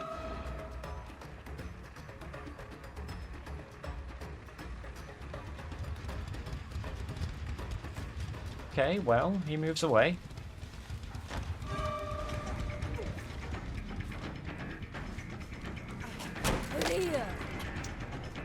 And those are the hits that really need to connect if you're going to have a snowball to win it in the end game. And just had too many of those kinds of situations. So unless something very, very strange happens, it will be Executioner moving through to the quarterfinals, but it's not over. Ace may have overplayed his hand on Shaq here. Needs to think about burning the pallet soon, right? Bloodlust here could be very helpful. It's not going to happen. GG. GG. It looks like it's all over. The 99 gate, it's open unless someone makes a big mistake here. Someone's made a big mistake here. Hello? It has to be said, it won't be enough to overturn the result, but Plague has every right to feel very, very upset with some of the non-hits, non-connections here. It's been a disappointing game. It's been an unfortunate game, and she is out. 4 hooks. 10-4. Executioner will be the final quarter finalist here. Plague. Losing out. We have been through our round of 16. We've said goodbye to 8 killers and 8 remain. We start now with a real battle of the underdogs here. Hag versus Pig. Hag. A real surprise to see in the quarterfinals on Sanctum of Wrath. Which, hey, we'll see how this map works for it. This is an unfortunate totem spawn immediately. A little bit of grass here to maybe conceal the trap. Is get up in the middle as soon as possible. This is a big map for trying to force the 3 gen. You've got 3 gens on this side, 3 gens on the other side. This gen up here is such a linchpin for having a patrollable end game. Trap there. Some gen movement here. There's Ada. There's Hanato. And here's your chase. While they're there, getting a trap down, protecting this totem as best as possible, and that'll be the M1. That apparently won't be the M1. Now it'll be the M1. Alright. Can you convert that into a reasonably quick dying state? It's a surprising line from Ada that might allow just that to happen. It's another trap. Alright. Well, we're just finding a way of locating all of the traps that were really there to protect the totems, but actually had an in-chase effect, as unfortunately... There goes a gen. Another one might follow here.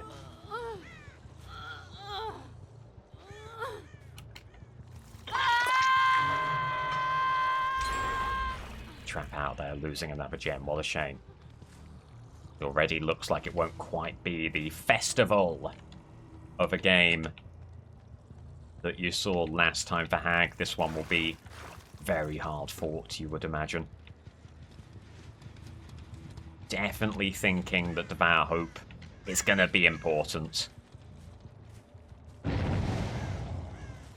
Hag, because there's the unhook. Are you close enough for the teleport? Not quite, unfortunately. Spamming the button won't quite work. Oh, there it will, though. Okay. As fun was looking for the totem. Great fake out there. Hag was thinking they would be laser focused on vaulting that, but no, they kept their wits about them, saw what Hag was trying to do. Faked out the vault. Good move. Could still be an opportunity here. They'll bring this pallet down. There's the trap.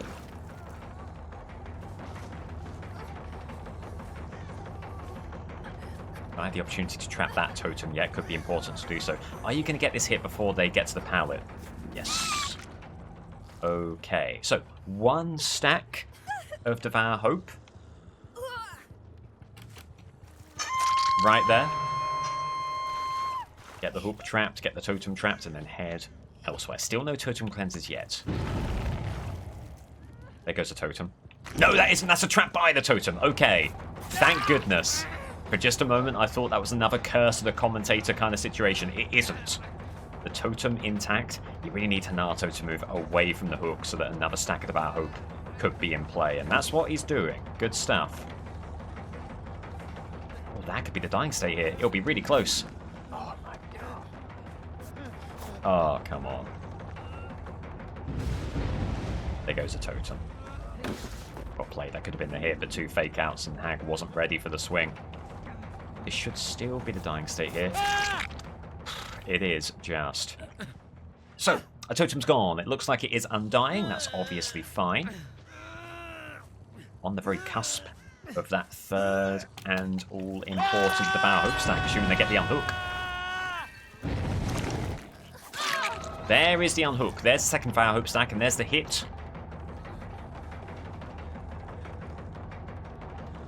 On Ada. Going to try and trap. Oh, too close to the other trap, unfortunately. Going to try and trap that to make it a little bit more tricky for them. There's the unhook. Oh, no. No, do you know what? That's fine, actually. Pushes Meg away. Someone else will have to come in for the save now. There's the Fog Vial. And there's Dying State. Evergreen bit. As there is someone... Right? No, no, no. I was confusing the totem aura for a human being aura. All is well, all is well. Alright. Trap right there. Things are looking grand right now. Things are looking absolutely grand. Oh, there goes that totem. That's, what is that? Oh, that might be Thrill of the Hunt gone. Hopefully it's Thrill of the Hunt that's gone. If it isn't, that could be tough. There should be a trade at least. Oh! Okay, Devour Hope is still active. Good. We've got another stack of it there. They're going to go for the blind. Not going to make it happen. You're playing with fire here with a move like that. Nato drops the pallet. 15 seconds of endurance should have passed. Ugh, doesn't matter if you can't get the hit. Grab off the totem, so important. Okay, 2 gens left, and Hag has 2 survivors on Death Hook right now. There's the unhook. Okay, 4 stacks of our hope. Mori around the corner, assuming they get the unhook on Ada, Fogval, Dying State. Hook right here. However, when do they get the hook? Or the unhook? The moment they get the unhook, it'll be a Mori. Are they going to do it? Are they going to do it? It'll be so important. They do! Hang on, that's the trap. They do! It's a Mori! Very important, because Meg was not Death Hook. They just got the totem. They just got the totem. There was a small window in which to get that Devour Hope Mori, and Hag found it. So important. Okay. Is that a trap? Is that something you can teleport to? If so, not yet. Okay. Nato. So presumably, Devour Hope is done. No! Devour Hope is still up. They must have got Thrill. Oh, they're so unlucky. That'll be another Dying State. And now, all of a sudden, 2 survivors left. Both Death Hook, both injured. With 2 gens remaining. What a fight back this has been from Hag. Absurdly good. Alright. Still, though, you've got to be thinking about Hatch as well. Denying Shack. However way you can. There goes Devour Hope. Not an issue. The damage probably already been done.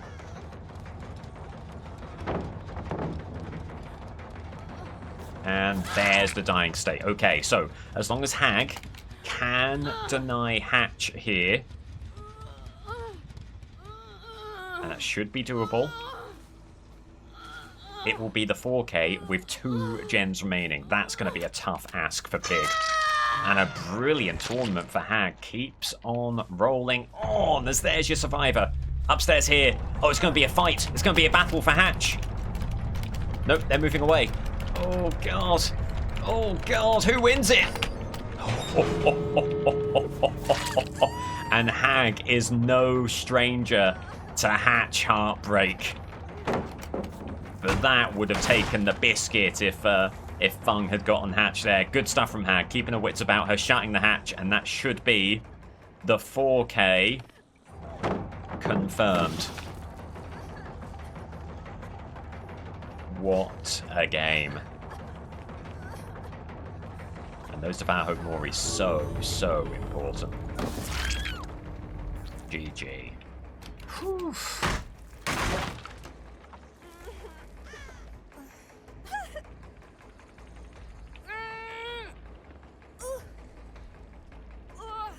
And Hag has 12 hooks, and with 2 gens remaining.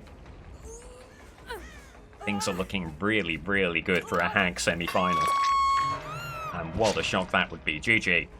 Trickster's Delusion for Pig. Unideal. Some opportunities for stealth plays, particularly around these areas over here, but this could be tough. There is gen movement there. There's possibly Alucard right there. Has Alucard spotted Pig? Doesn't seem like it. Okay, 3 folks here. Ruin doing some good early work. Gonna try and get this dying state. Should be plenty of time on that gem with Ruin doing its thing there. And this will be the dying state, actually. Ada just unable to find the tile that she needed. Hat on head, where Pig did momentarily falter, not that you'd know it from the end result, is in not getting a hat on the head on the first dying state. Does so here, and gets a pain res hook. Well, it's pretty much a dream start for Pig right here. There's regression here, also regression over there, and they get back on that gen. Is there anyone on this gen? No. Okay, so this is a gen that Pig needs. There's Make Your Choice over there as well. Try and stay out of view for as long as possible. Damn! Oh, they got off that gen in good time. Really hoping for, if not a grab, at least some opportunity for an injury there, but denied that. Okay. Table starts running backwards here. Go. Just good audio cues from Pig there, hearing Sable running forward and then running back, knowing which door she needed to move through. Pre-drops that. No issue there. No issue there, and this should be barring a sudden pallet on the right here. Another dying state, another hat at 5 gens, and potentially, another pain res hook to keep this game onside. What a start. What a start.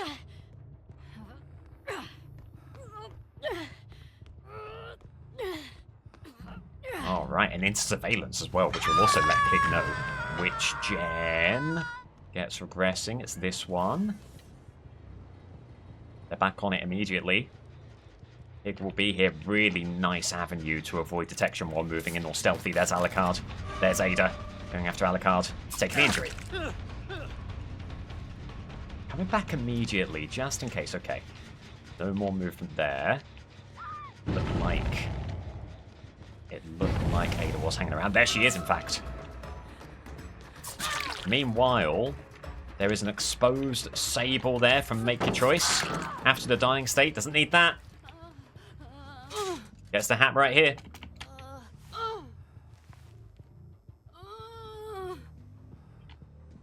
And Pain Res will not be activated or use Pain Res. But it will be someone on second hook stage with 5 gens still in play. There's Alucard. Injured party up ahead. Wow. Things are going exactly how Pig needed them to. Good play from Alucard there. Still aggressing, okay. Moving maybe all the way around Shaq, yes. Keeps on going, wow. This could be massive. This could be absolutely gigantic. It is. Sending the M1 into the wafting cloak and leaving with a dying state. Another hat on her head. 3 hats on heads at the 5 gem mark. This is a clinic. Things were looking so good for Hag, but are things maybe taking a turn here? This is a dominant display from Pig. There will be pain res. And surveillance will send her to the gen that was aggressing. There's also a blown skill check over here. As there goes Sable. Who looks like she's held the check spot here. Very wise. It wasn't Sable, it was Ada, unless there was another survivor around here. It's a bit nasty, but if there is a chance to go after Ada on Death Hook here, you've got to be taking it, right? Still regressing that gen over there with Pain Res. Ada on the trap station. Takes the M1. Without a Herculean team effort here, it does look like Ada is going to be out this game. There's going to be 3 survivors remaining with 5 gens remaining. A Sable will run interference here. Okay. Makes a lot of sense to do so. How aggressive you're going to be with those body blocks, though, because Pig is still on the trail of Ada right here. Takes a poor line, barring dead hard. That's a 3 survivor game. Goodness me, what a situation. Oof. Almost getting the blind out of nowhere there. That, who was that? Tough to say. I mean, that's really unfortunate for Ada there, and I, as commentator, would like to offer my most sincere apologies. I wish them well in future games, but you have to say, Pig has made a phenomenal start here. There was gem movement. Let's save it. Let's fun thing. This will be the final hat on her head, and the good times keep on coming, and suddenly, where Hag had previously looked like she'd all but wrapped up a semi-final position, now you're asking the question, how on earth is this team gonna find their way into getting even one gem? Let alone the 3 that Hag would need them to get. This has been absolutely astonishing. There's the unhook. Sable gets the unhook. Make your choice. She is exposed. Heading off to the left. Going stealthy here. There she is. Make a choice. The exposed will be in effect for a while. Drops the pallet. Dying state. Unbelievable from Pig. And this would be a famous, famous victory here if she can finalise things. And it's looking good. I mean, honestly, at this point, the only hope, if you are a Hag fan, is that Pig slips up and gives them hatch somehow. Actual spawn in shack, of course. There's the unhook.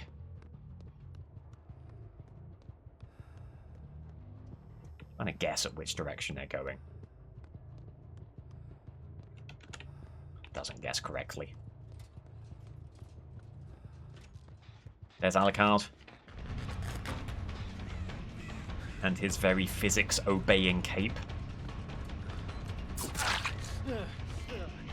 There's the injury.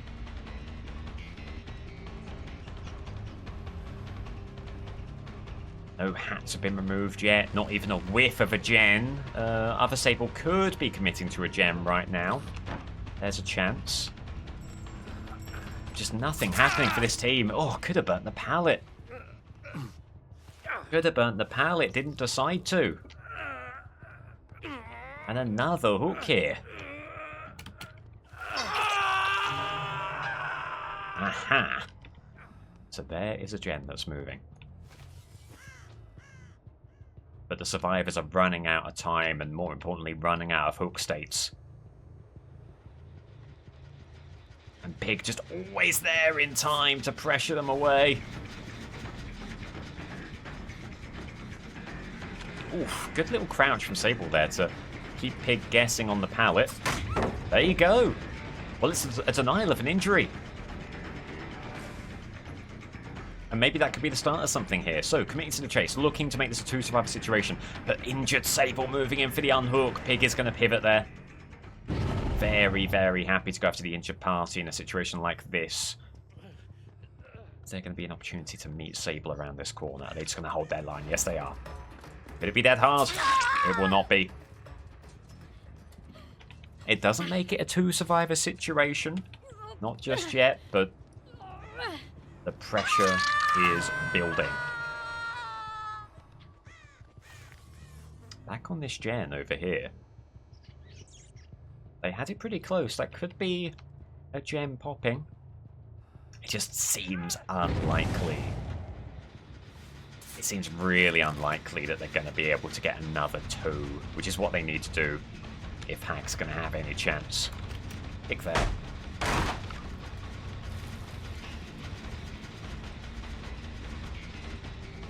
Whoa.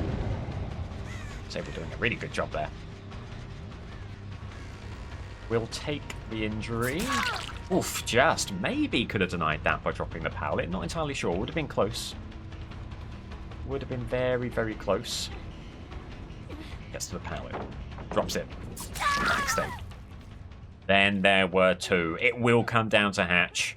And potentially a gate situation. This isn't over. There's weird stuff that can happen in the endgame in DBD. But I can't believe this performance here. This has been truly sensational.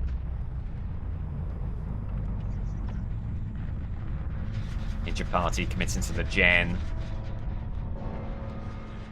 Pig is on a bound by the rules of the tournament to not slug specifically for the 4K.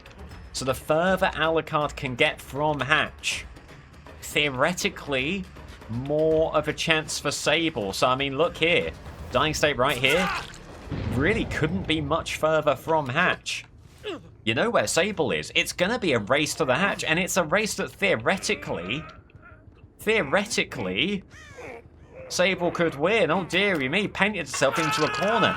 Maybe Pig shouldn't have taken that chase to begin with. Maybe should have gone after Sable. Maybe should have shut the door on the game. But now, with Hatch ready to spawn, if Sable's in a good position, it could be heartbreak for the Pig. Oh, not quite. Not quite, but oh my god, what a twist in the tail that could have been. Hatch shut. Can Sable get this final gate? It's not a very patrollable situation. Especially as Pig. There are opportunities here for an entrepreneuring survivor to make a play on the gate. Or could there even be a key for Sable? That's another wrinkle that could be in effect here. No movement there. But I mean, this is it for Hag. It would be the most hard luck elimination of all time. But if Sable can't find a way to get out, Hag is eliminated. Pig just needs to stay the course here, do the patrols.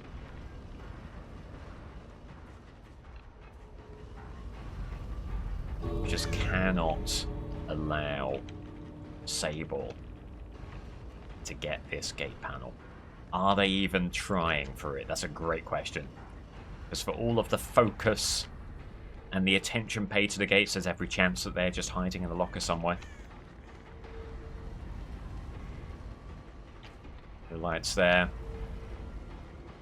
They could be playing it very, very cautiously. They could still make a move on the gates, but time is running out for them.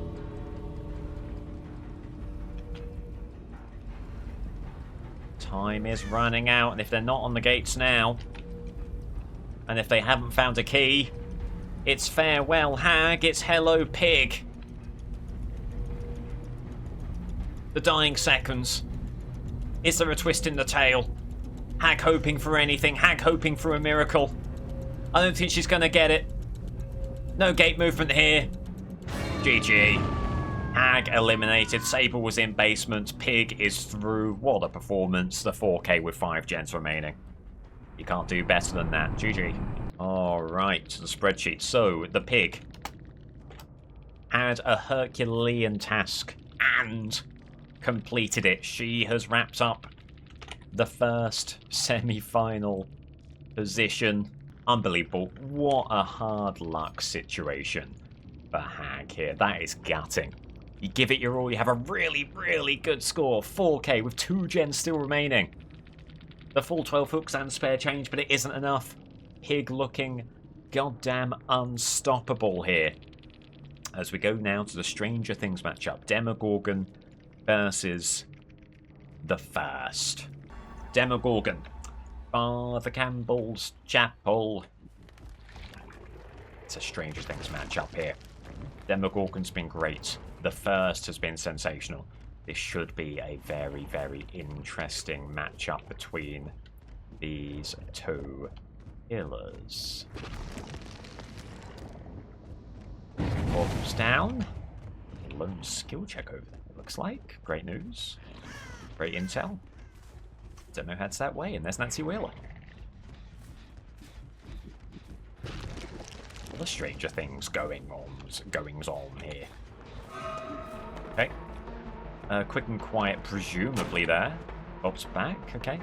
Well, 2 early vaults of Shack, so only 1 more vault the window here for you. Runs through the pallet. Good to shred beyond. Yes, good entry there. And this might force pallet, you know. I don't think they get the window. Yeah. Okay, that's great. Going for the blind, don't quite get it. Going for the blind again, so they go window immediately. Yes! Great awareness from Demo. To know what they were going to do, keep on them, and that's a hard-fought first hook. Gen, however, Does pop. Painres over here could still be important. It'd be very important. There is a lot of gem movement here. There's Hanato. So away he goes. Right. It doesn't feel like the kind of game where you're going to have a demolition job like the Swift 4K with gens to spare. This already feels like a much more hard-fought affair than that. As that could have been smash hit, perhaps. Shred just connects. Really good from Demo. But Sonato in a bit of a tough spot here. That's a great fake out, though. Good dodge. Trying to zone away from the pallet. Not quite going to make it happen. There will be a pallet over here. Let me drop. Yes. Just gets the stun, unfortunately. Okay. Trying to get a portal down here. There is the unhook. Trying to approach from an indirect angle. They might not be ready for this.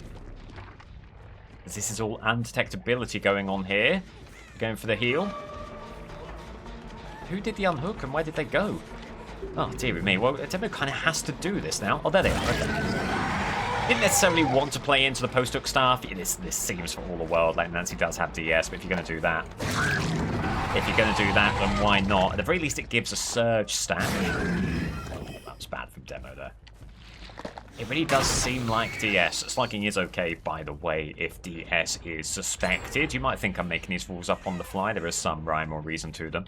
Seems very likely DS situation, especially with Nancy kind of crawling towards Demo there. Here's Hanato. And Dying State here. Not quite. What a shame.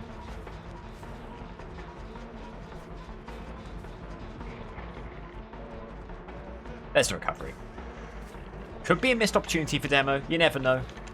But it did seem for all the world like it was a DS situation. As there is Dying State. Is Nancy going to hang around looking for a potential save of some kind? Hopefully not. This should be a pain res hook. Hopefully before a gem pops. Okay. The one issue here. Not any kind of aura reading for Demo. Ooh. Almost held onto that shred for too long. Was really nervous about the fake out the window. But all is well, and that's a really important quick hook there. Not going to be pain res, but that's okay.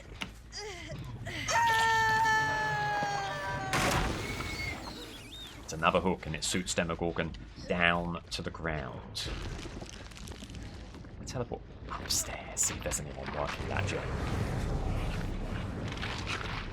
No gem movement here. Theoretically, could be gem movement there, but honestly, you're that worried about that if you demo? Probably not. I'm going to try and teleport back as soon as it's available. There's the unhook. The timing here, fine. Flashlight evasion score. Notifier there for Demo. That is very surprising as Elodie takes an unfortunate line. Still has endurance. Well played to force the M1 there. The gem pops, 2 left. Not a lot going on there. Okay. Oh my goodness me. Injured parties to the left. Nancy there, Hanato here. You basically hit the jackpot if you demo here with this discovery.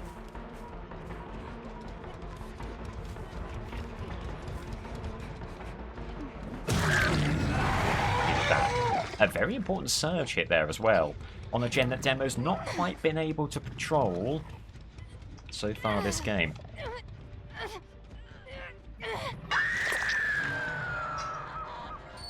That's still aggressive, okay. Probably upstairs. No movement here. These gens need to be patrolled as well. Plenty of opportunities for these to be moving. Oh, there's Laurie Strode. Laurie Strode, first sighting of her. What's that check spot? Probably has seen what Demo's up to here.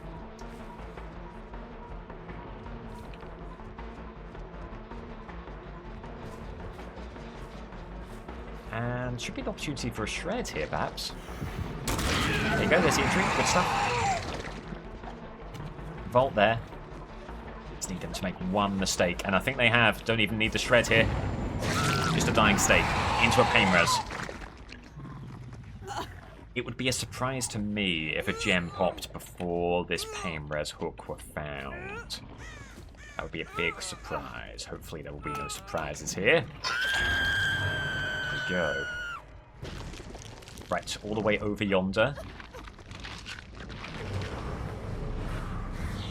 Great teleport there. Should get Demo right back into the heart of the action, as Hanato is trying to move this gem.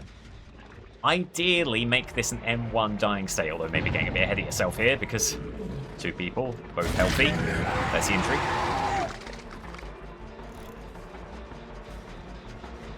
LD keeps on moving. And unfortunately, maybe has just moved out of surge range. That's a shred. Right, moving back to the gen. This is huge. This is absolutely ideal. So the M1 here, eventually, will get that gem regressing. Second hook. Are you the one remaining Painrest survivor? That would be beautiful if so. Yes! Everything going Demogorgon's way right now. And able to get back here, where Laurie could very much be moving this gen. Someone's running this way. Or was running this way briefly. They're looking to move in for the unhook. Okay. Oh, blimey, they've got some distance as well. And it's Nancy Wheeler, the other Death Hook survivor. That is a dream come true. That is an absolute dream come true. Shred there. Go for the blind. Oh my god, a huge, huge mental error. Especially with the quicker recovery from the shreds. That is a gift for Demogorgon. 3 survivor game. They pop a gem, but now, how are they getting this unhook? Who's getting this unhook? That gen's still regressing. There's Hanato looking for the unhook. Pushed away. Wow. Oh, swing and a miss with a shred. Needn't be the end of the world. Oh my god, not moving in. There's Laurie. Not there in time. Injury. Wow. Hugely bungled unhook there. Great move from Laurie, though, to avoid the shred. But then goes right back to a complete dead zone in the corner here. Is it dead hard? Doesn't look like it. Surge on that gen again. Right. Demogorgon on the very cusp of a 4K, as long as it can find Hanato before the unhook and before the last gen, because you'd love to have that little 1 gem buffer. Obviously, this is by no means job done. Especially when you're up against someone like Henry. But what a game it's been. Again, albeit assisted quite a lot by some, I'll say suspect survivor plays. There's the unhook. At least in a 2 survivor situation, you have intel on both remaining parties. Scratch marks heading this way, maybe circling around the wagon. There's Hanato. There's Laurie. Absolutely want to go after Hanato here, just to give yourself some time after the hook to find Laurie, deny hatch, wrap this thing up.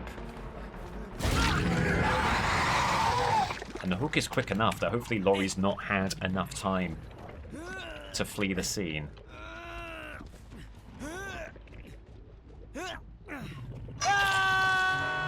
Let's see, so Laurie... running along this way, maybe trying to get the gen moving early as Hanato began to take the chase. Forced away from that, maybe running this way. There she is. Doesn't burn the pallet. Wow. I mean, it's either incredible restraint or someone who's just basically done with the game. I mean, this is very, very impressive restraint. Right, gotta be careful. Got to be really, really careful here. Hatch is a long way away. Shack is a long way away.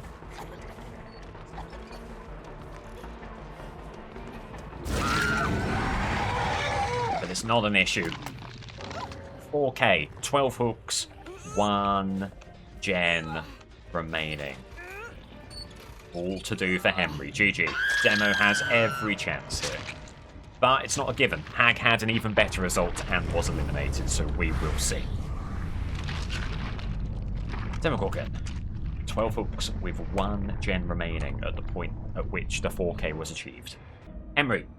The Thompson House. So Demogorgon got the 4K with 1 gen still remaining. If the survivors get all the gens, Henry is out. It's that simple. There is immediate screaming going on somewhere. It seemed like a dramaturgy play to me. Dramaturgy, why do they say it like that? Going upstairs. Whoop, going downstairs. Nothing. Looking for immediate fire attacks. That one just misses. He needs to be in form here. These are early nerves, early jitters, early misses. Anato handling the vine attacks well. That was good from him. Okay. Gotta know when to leave a bad situation. Hope that you find better here. Good hit there. There we go. Now we're talking. Just connecting as well. They might be very upset with that. Good dodge. Should be the M1. Ideally, you get the vine attack rather than the M1 because the recovery is so much quicker, as you're seeing right here. Dying state. Not quite. Very nifty dodge from V. Another very nifty dodge from V. Opportunity here. Handling this all very well. It's always been the dodge to the right. Can you account for that? Okay. So, he gets his dying state. I expected. Not quite as quickly as he would have liked. No pain res nearby as well. That is a shame. We'll be looking to get at that upstairs gen as soon as possible. Circuitous path up there. Trying to get them away. We'll be able to. Okay, turn back the clock. Gets the door kicked. Alright, so Sable. How does she play this? Is she going to try for the unhook here? No, keeps on moving. Just a little bit of World Breaker left. Maybe time enough for an injury.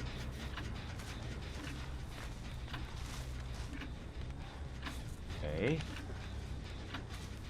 Looking back, because yes, someone's going to be trying to move that gen. There's Dramaturgy. Maybe could have waited that out. Potentially. Oof. Worth a go in the dying seconds of World Breaker there, but the Vine attack not quite landing true.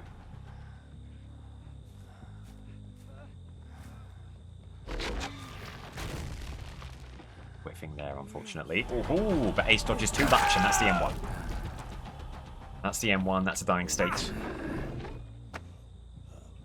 And that will be pain res. There's one right here, in fact.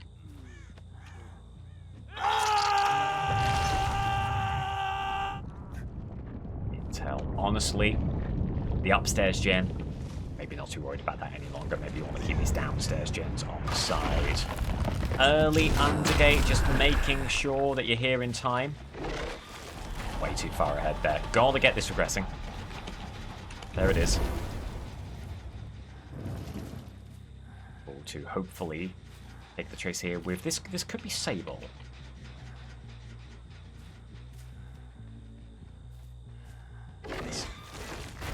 That just hits. Another one of those. And Henry's off to the races once more. Surprising. Honestly, I think Henry was so surprised by that. He could have taken a Vine attack. That would have been a little bit better for him, but just so shocked about what was transpiring. So there goes World Breaker.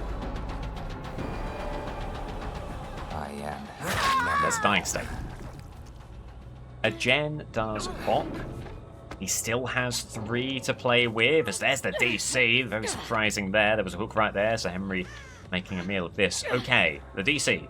Stunning. Barbecue. Obviously the upstairs gen pops. Someone rushing off to the left. That'll be Ace Visconti with the dramaturgy there. Big opportunity. Gonna do an early undergate.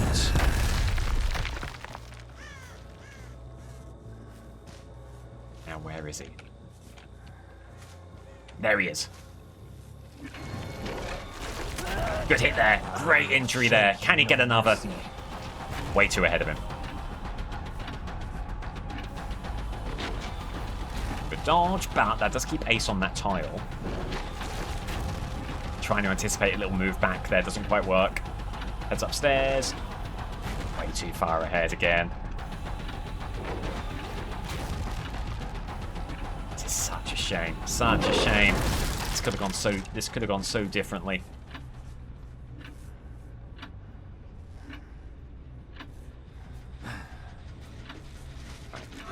I just need to turn back the clock as well. Good injury. Double up in the corn. In the dying milliseconds of World Breaker there. How we needed that. And this is in Pain Res country right here. So there will be an opportunity to keep those gens regressing. You feel like that is an extremely pivotal moment of this game.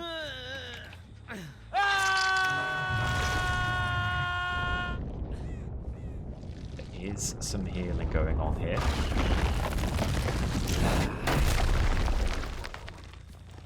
This be the bot on the left. Yep, sure is.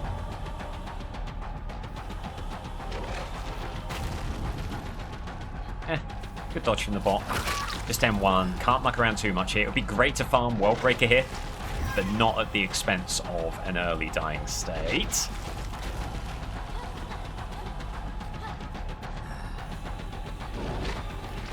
Okay, he's just got to go for the M1. Don't let perfect but the enemy are good here. Take your hook and move it on. So, 3 survivors left. Still 4 gens remaining. Things are moving ever so slightly from a how can Henry win this situation. It's nice, but it's not what we're looking for today. It's not what we're looking for. I'm so sorry. Things are moving from a how can... Things are...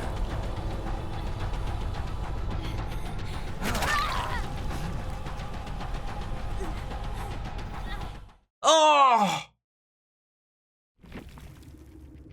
Oh my god! B plays the tambourine. Henry objects, and it's the server DC. He has to do it all again. Things are looking amazing. My god. And the god from the machine has descended and given Demogorgon another chance in the form of a bungee V. Up and down and up and down. She wibbles and wobbles, but she doesn't fall over. GG. Good lord. Okay. He has to go for it for a second time. The server broke in the last game, so the first has to get the 4K before 4 gens pop on the grave of Glenvale. It's a team with 4 torches, 4 flashlights. That can go either way. It really can. Maybe there'll be a lack of gen progress because they're going for the saves on one another. We will see. Early hit there, top stuff. Power knocker into the pallet, goes to the window. A little fake out there. Could still be the M1. Oof. She keeps on faking. Right, M1 here.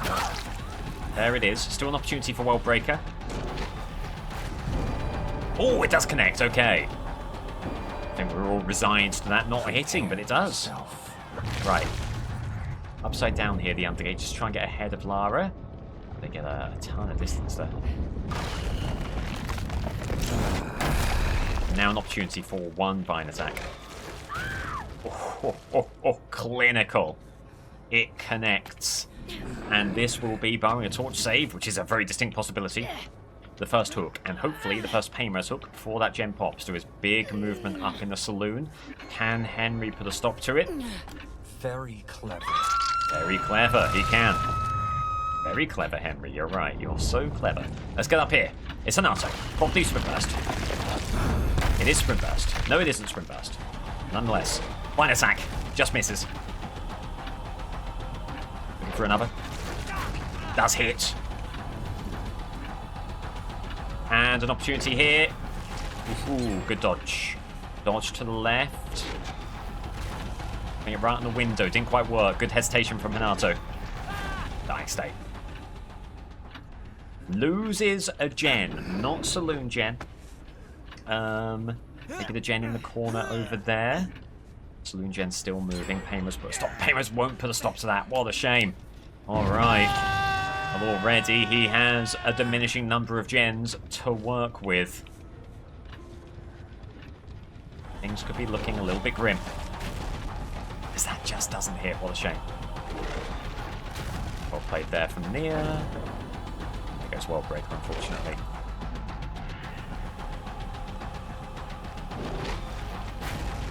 Good dodges here. There go window. That'll be the M1. Comes back for the pallet. Henry will gladly kick there.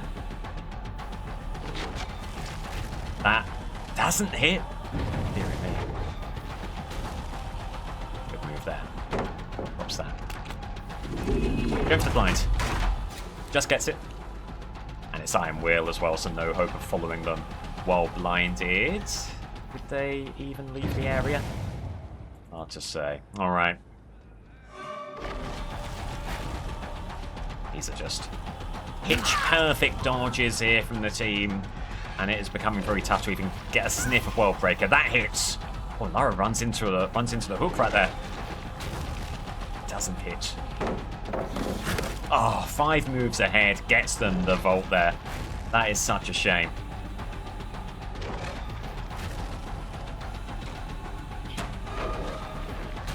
Good awareness from Henry to put the fine attack exactly where it needed to be. Lara comes back. Good play there. That's very telegraphed from Henry. Nice. Lara really the only person Henry's having any luck with in terms of these fine attacks. M1 on Ada. Worth a go. Is there someone else here for a potential save? You're hoping not. You're hoping you've pushed away the only survivor. Intent on making a plan. That is the case.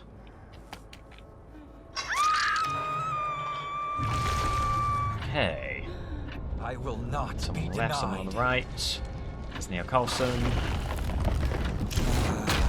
Huge opportunity. Can you hit with a vine attack here? They dodge back into it. Okay. Okay. It has to be now for Henry. It really is now or never. There's no wiggling. There's no wiggling at all. Now they're wiggling, but they've left it too late. They are going to give away a Painrez hook here. And Hanato was moving this gen. That'll be turned back the clock on it. Horrible tile, though. Have to take such a winding, circuitous path to get to them. And meanwhile, they fled the scene. Oh, that's Ada. Okay. Doesn't hit, unfortunately.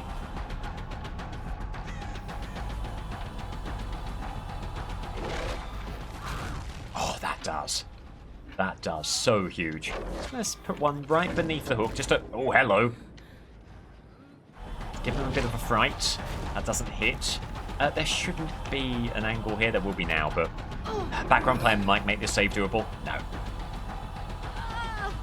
So, Scourge Hook out there. Keeping those gens regressing. There is movement up on the gallows. Okay. Gonna go into Undergate attack just to put some pressure on. Not too worried about that. Let's turn back the clock. Good play from Lara. But this now is so important. The vine attacks on Lara could be the Mori, and the Mori will deny them any chance of a torch save. It is what it is. It is what it is. Hopefully there's still no one here for the save. Alright, a 3-survivor game. 3 gens still remaining. It is going to come right down to the wire here. There's gen movement over here.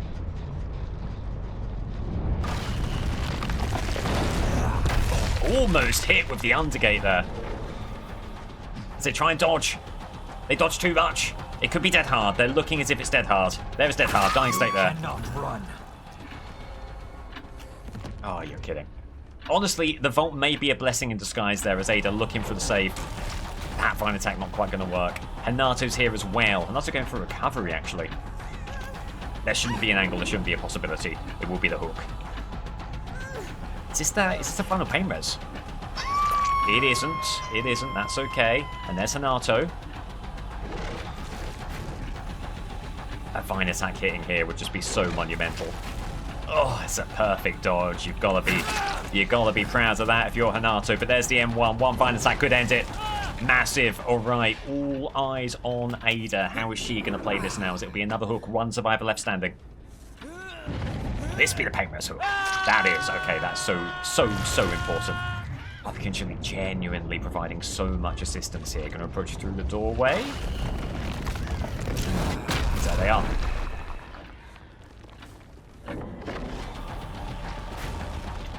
Not quite on the hit there. Oh.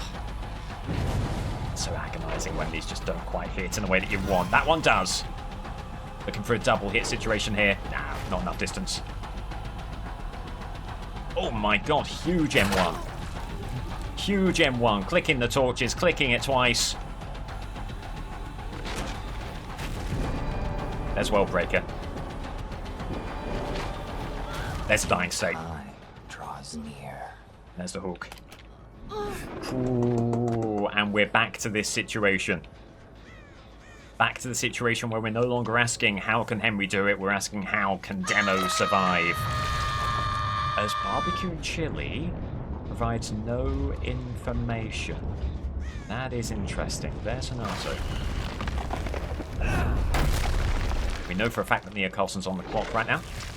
As the vine attack just misses again.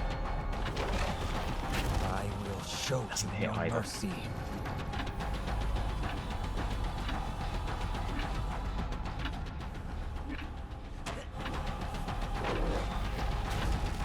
Play again. Constantly doubling back. Henry needs to start adjusting for that. Does so. Immediate impact. Immediate impact. Could it be the dying state? Yes, it is. And then there were two. It feels like now it's just about denying Hatch, right? Are they really going to get two survivors? Sorry, two gens out there with two remaining? It feels unlikely. It feels very unlikely. As there goes Ada. Right on the undergate.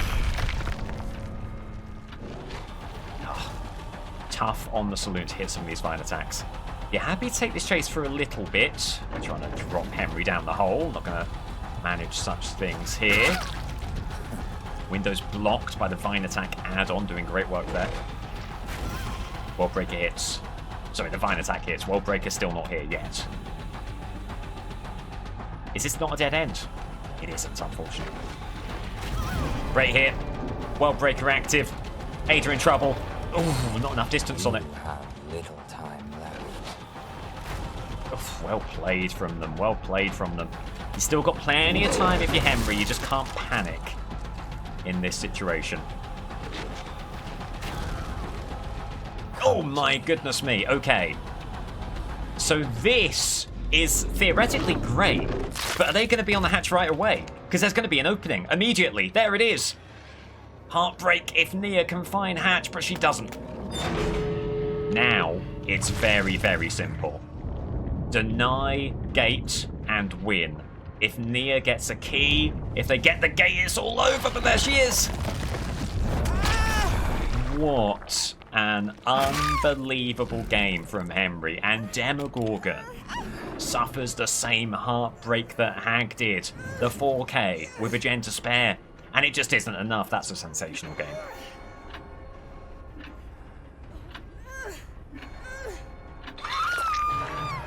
Oh, G.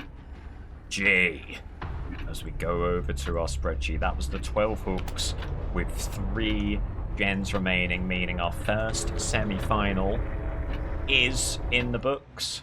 That will be the Pig versus the First to take a place in our grand final. Alright, we will call it there.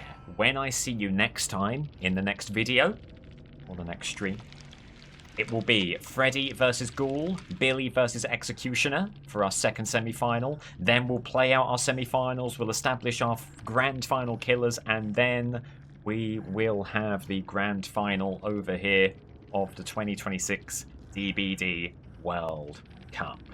Alright, still lots of excitement to go.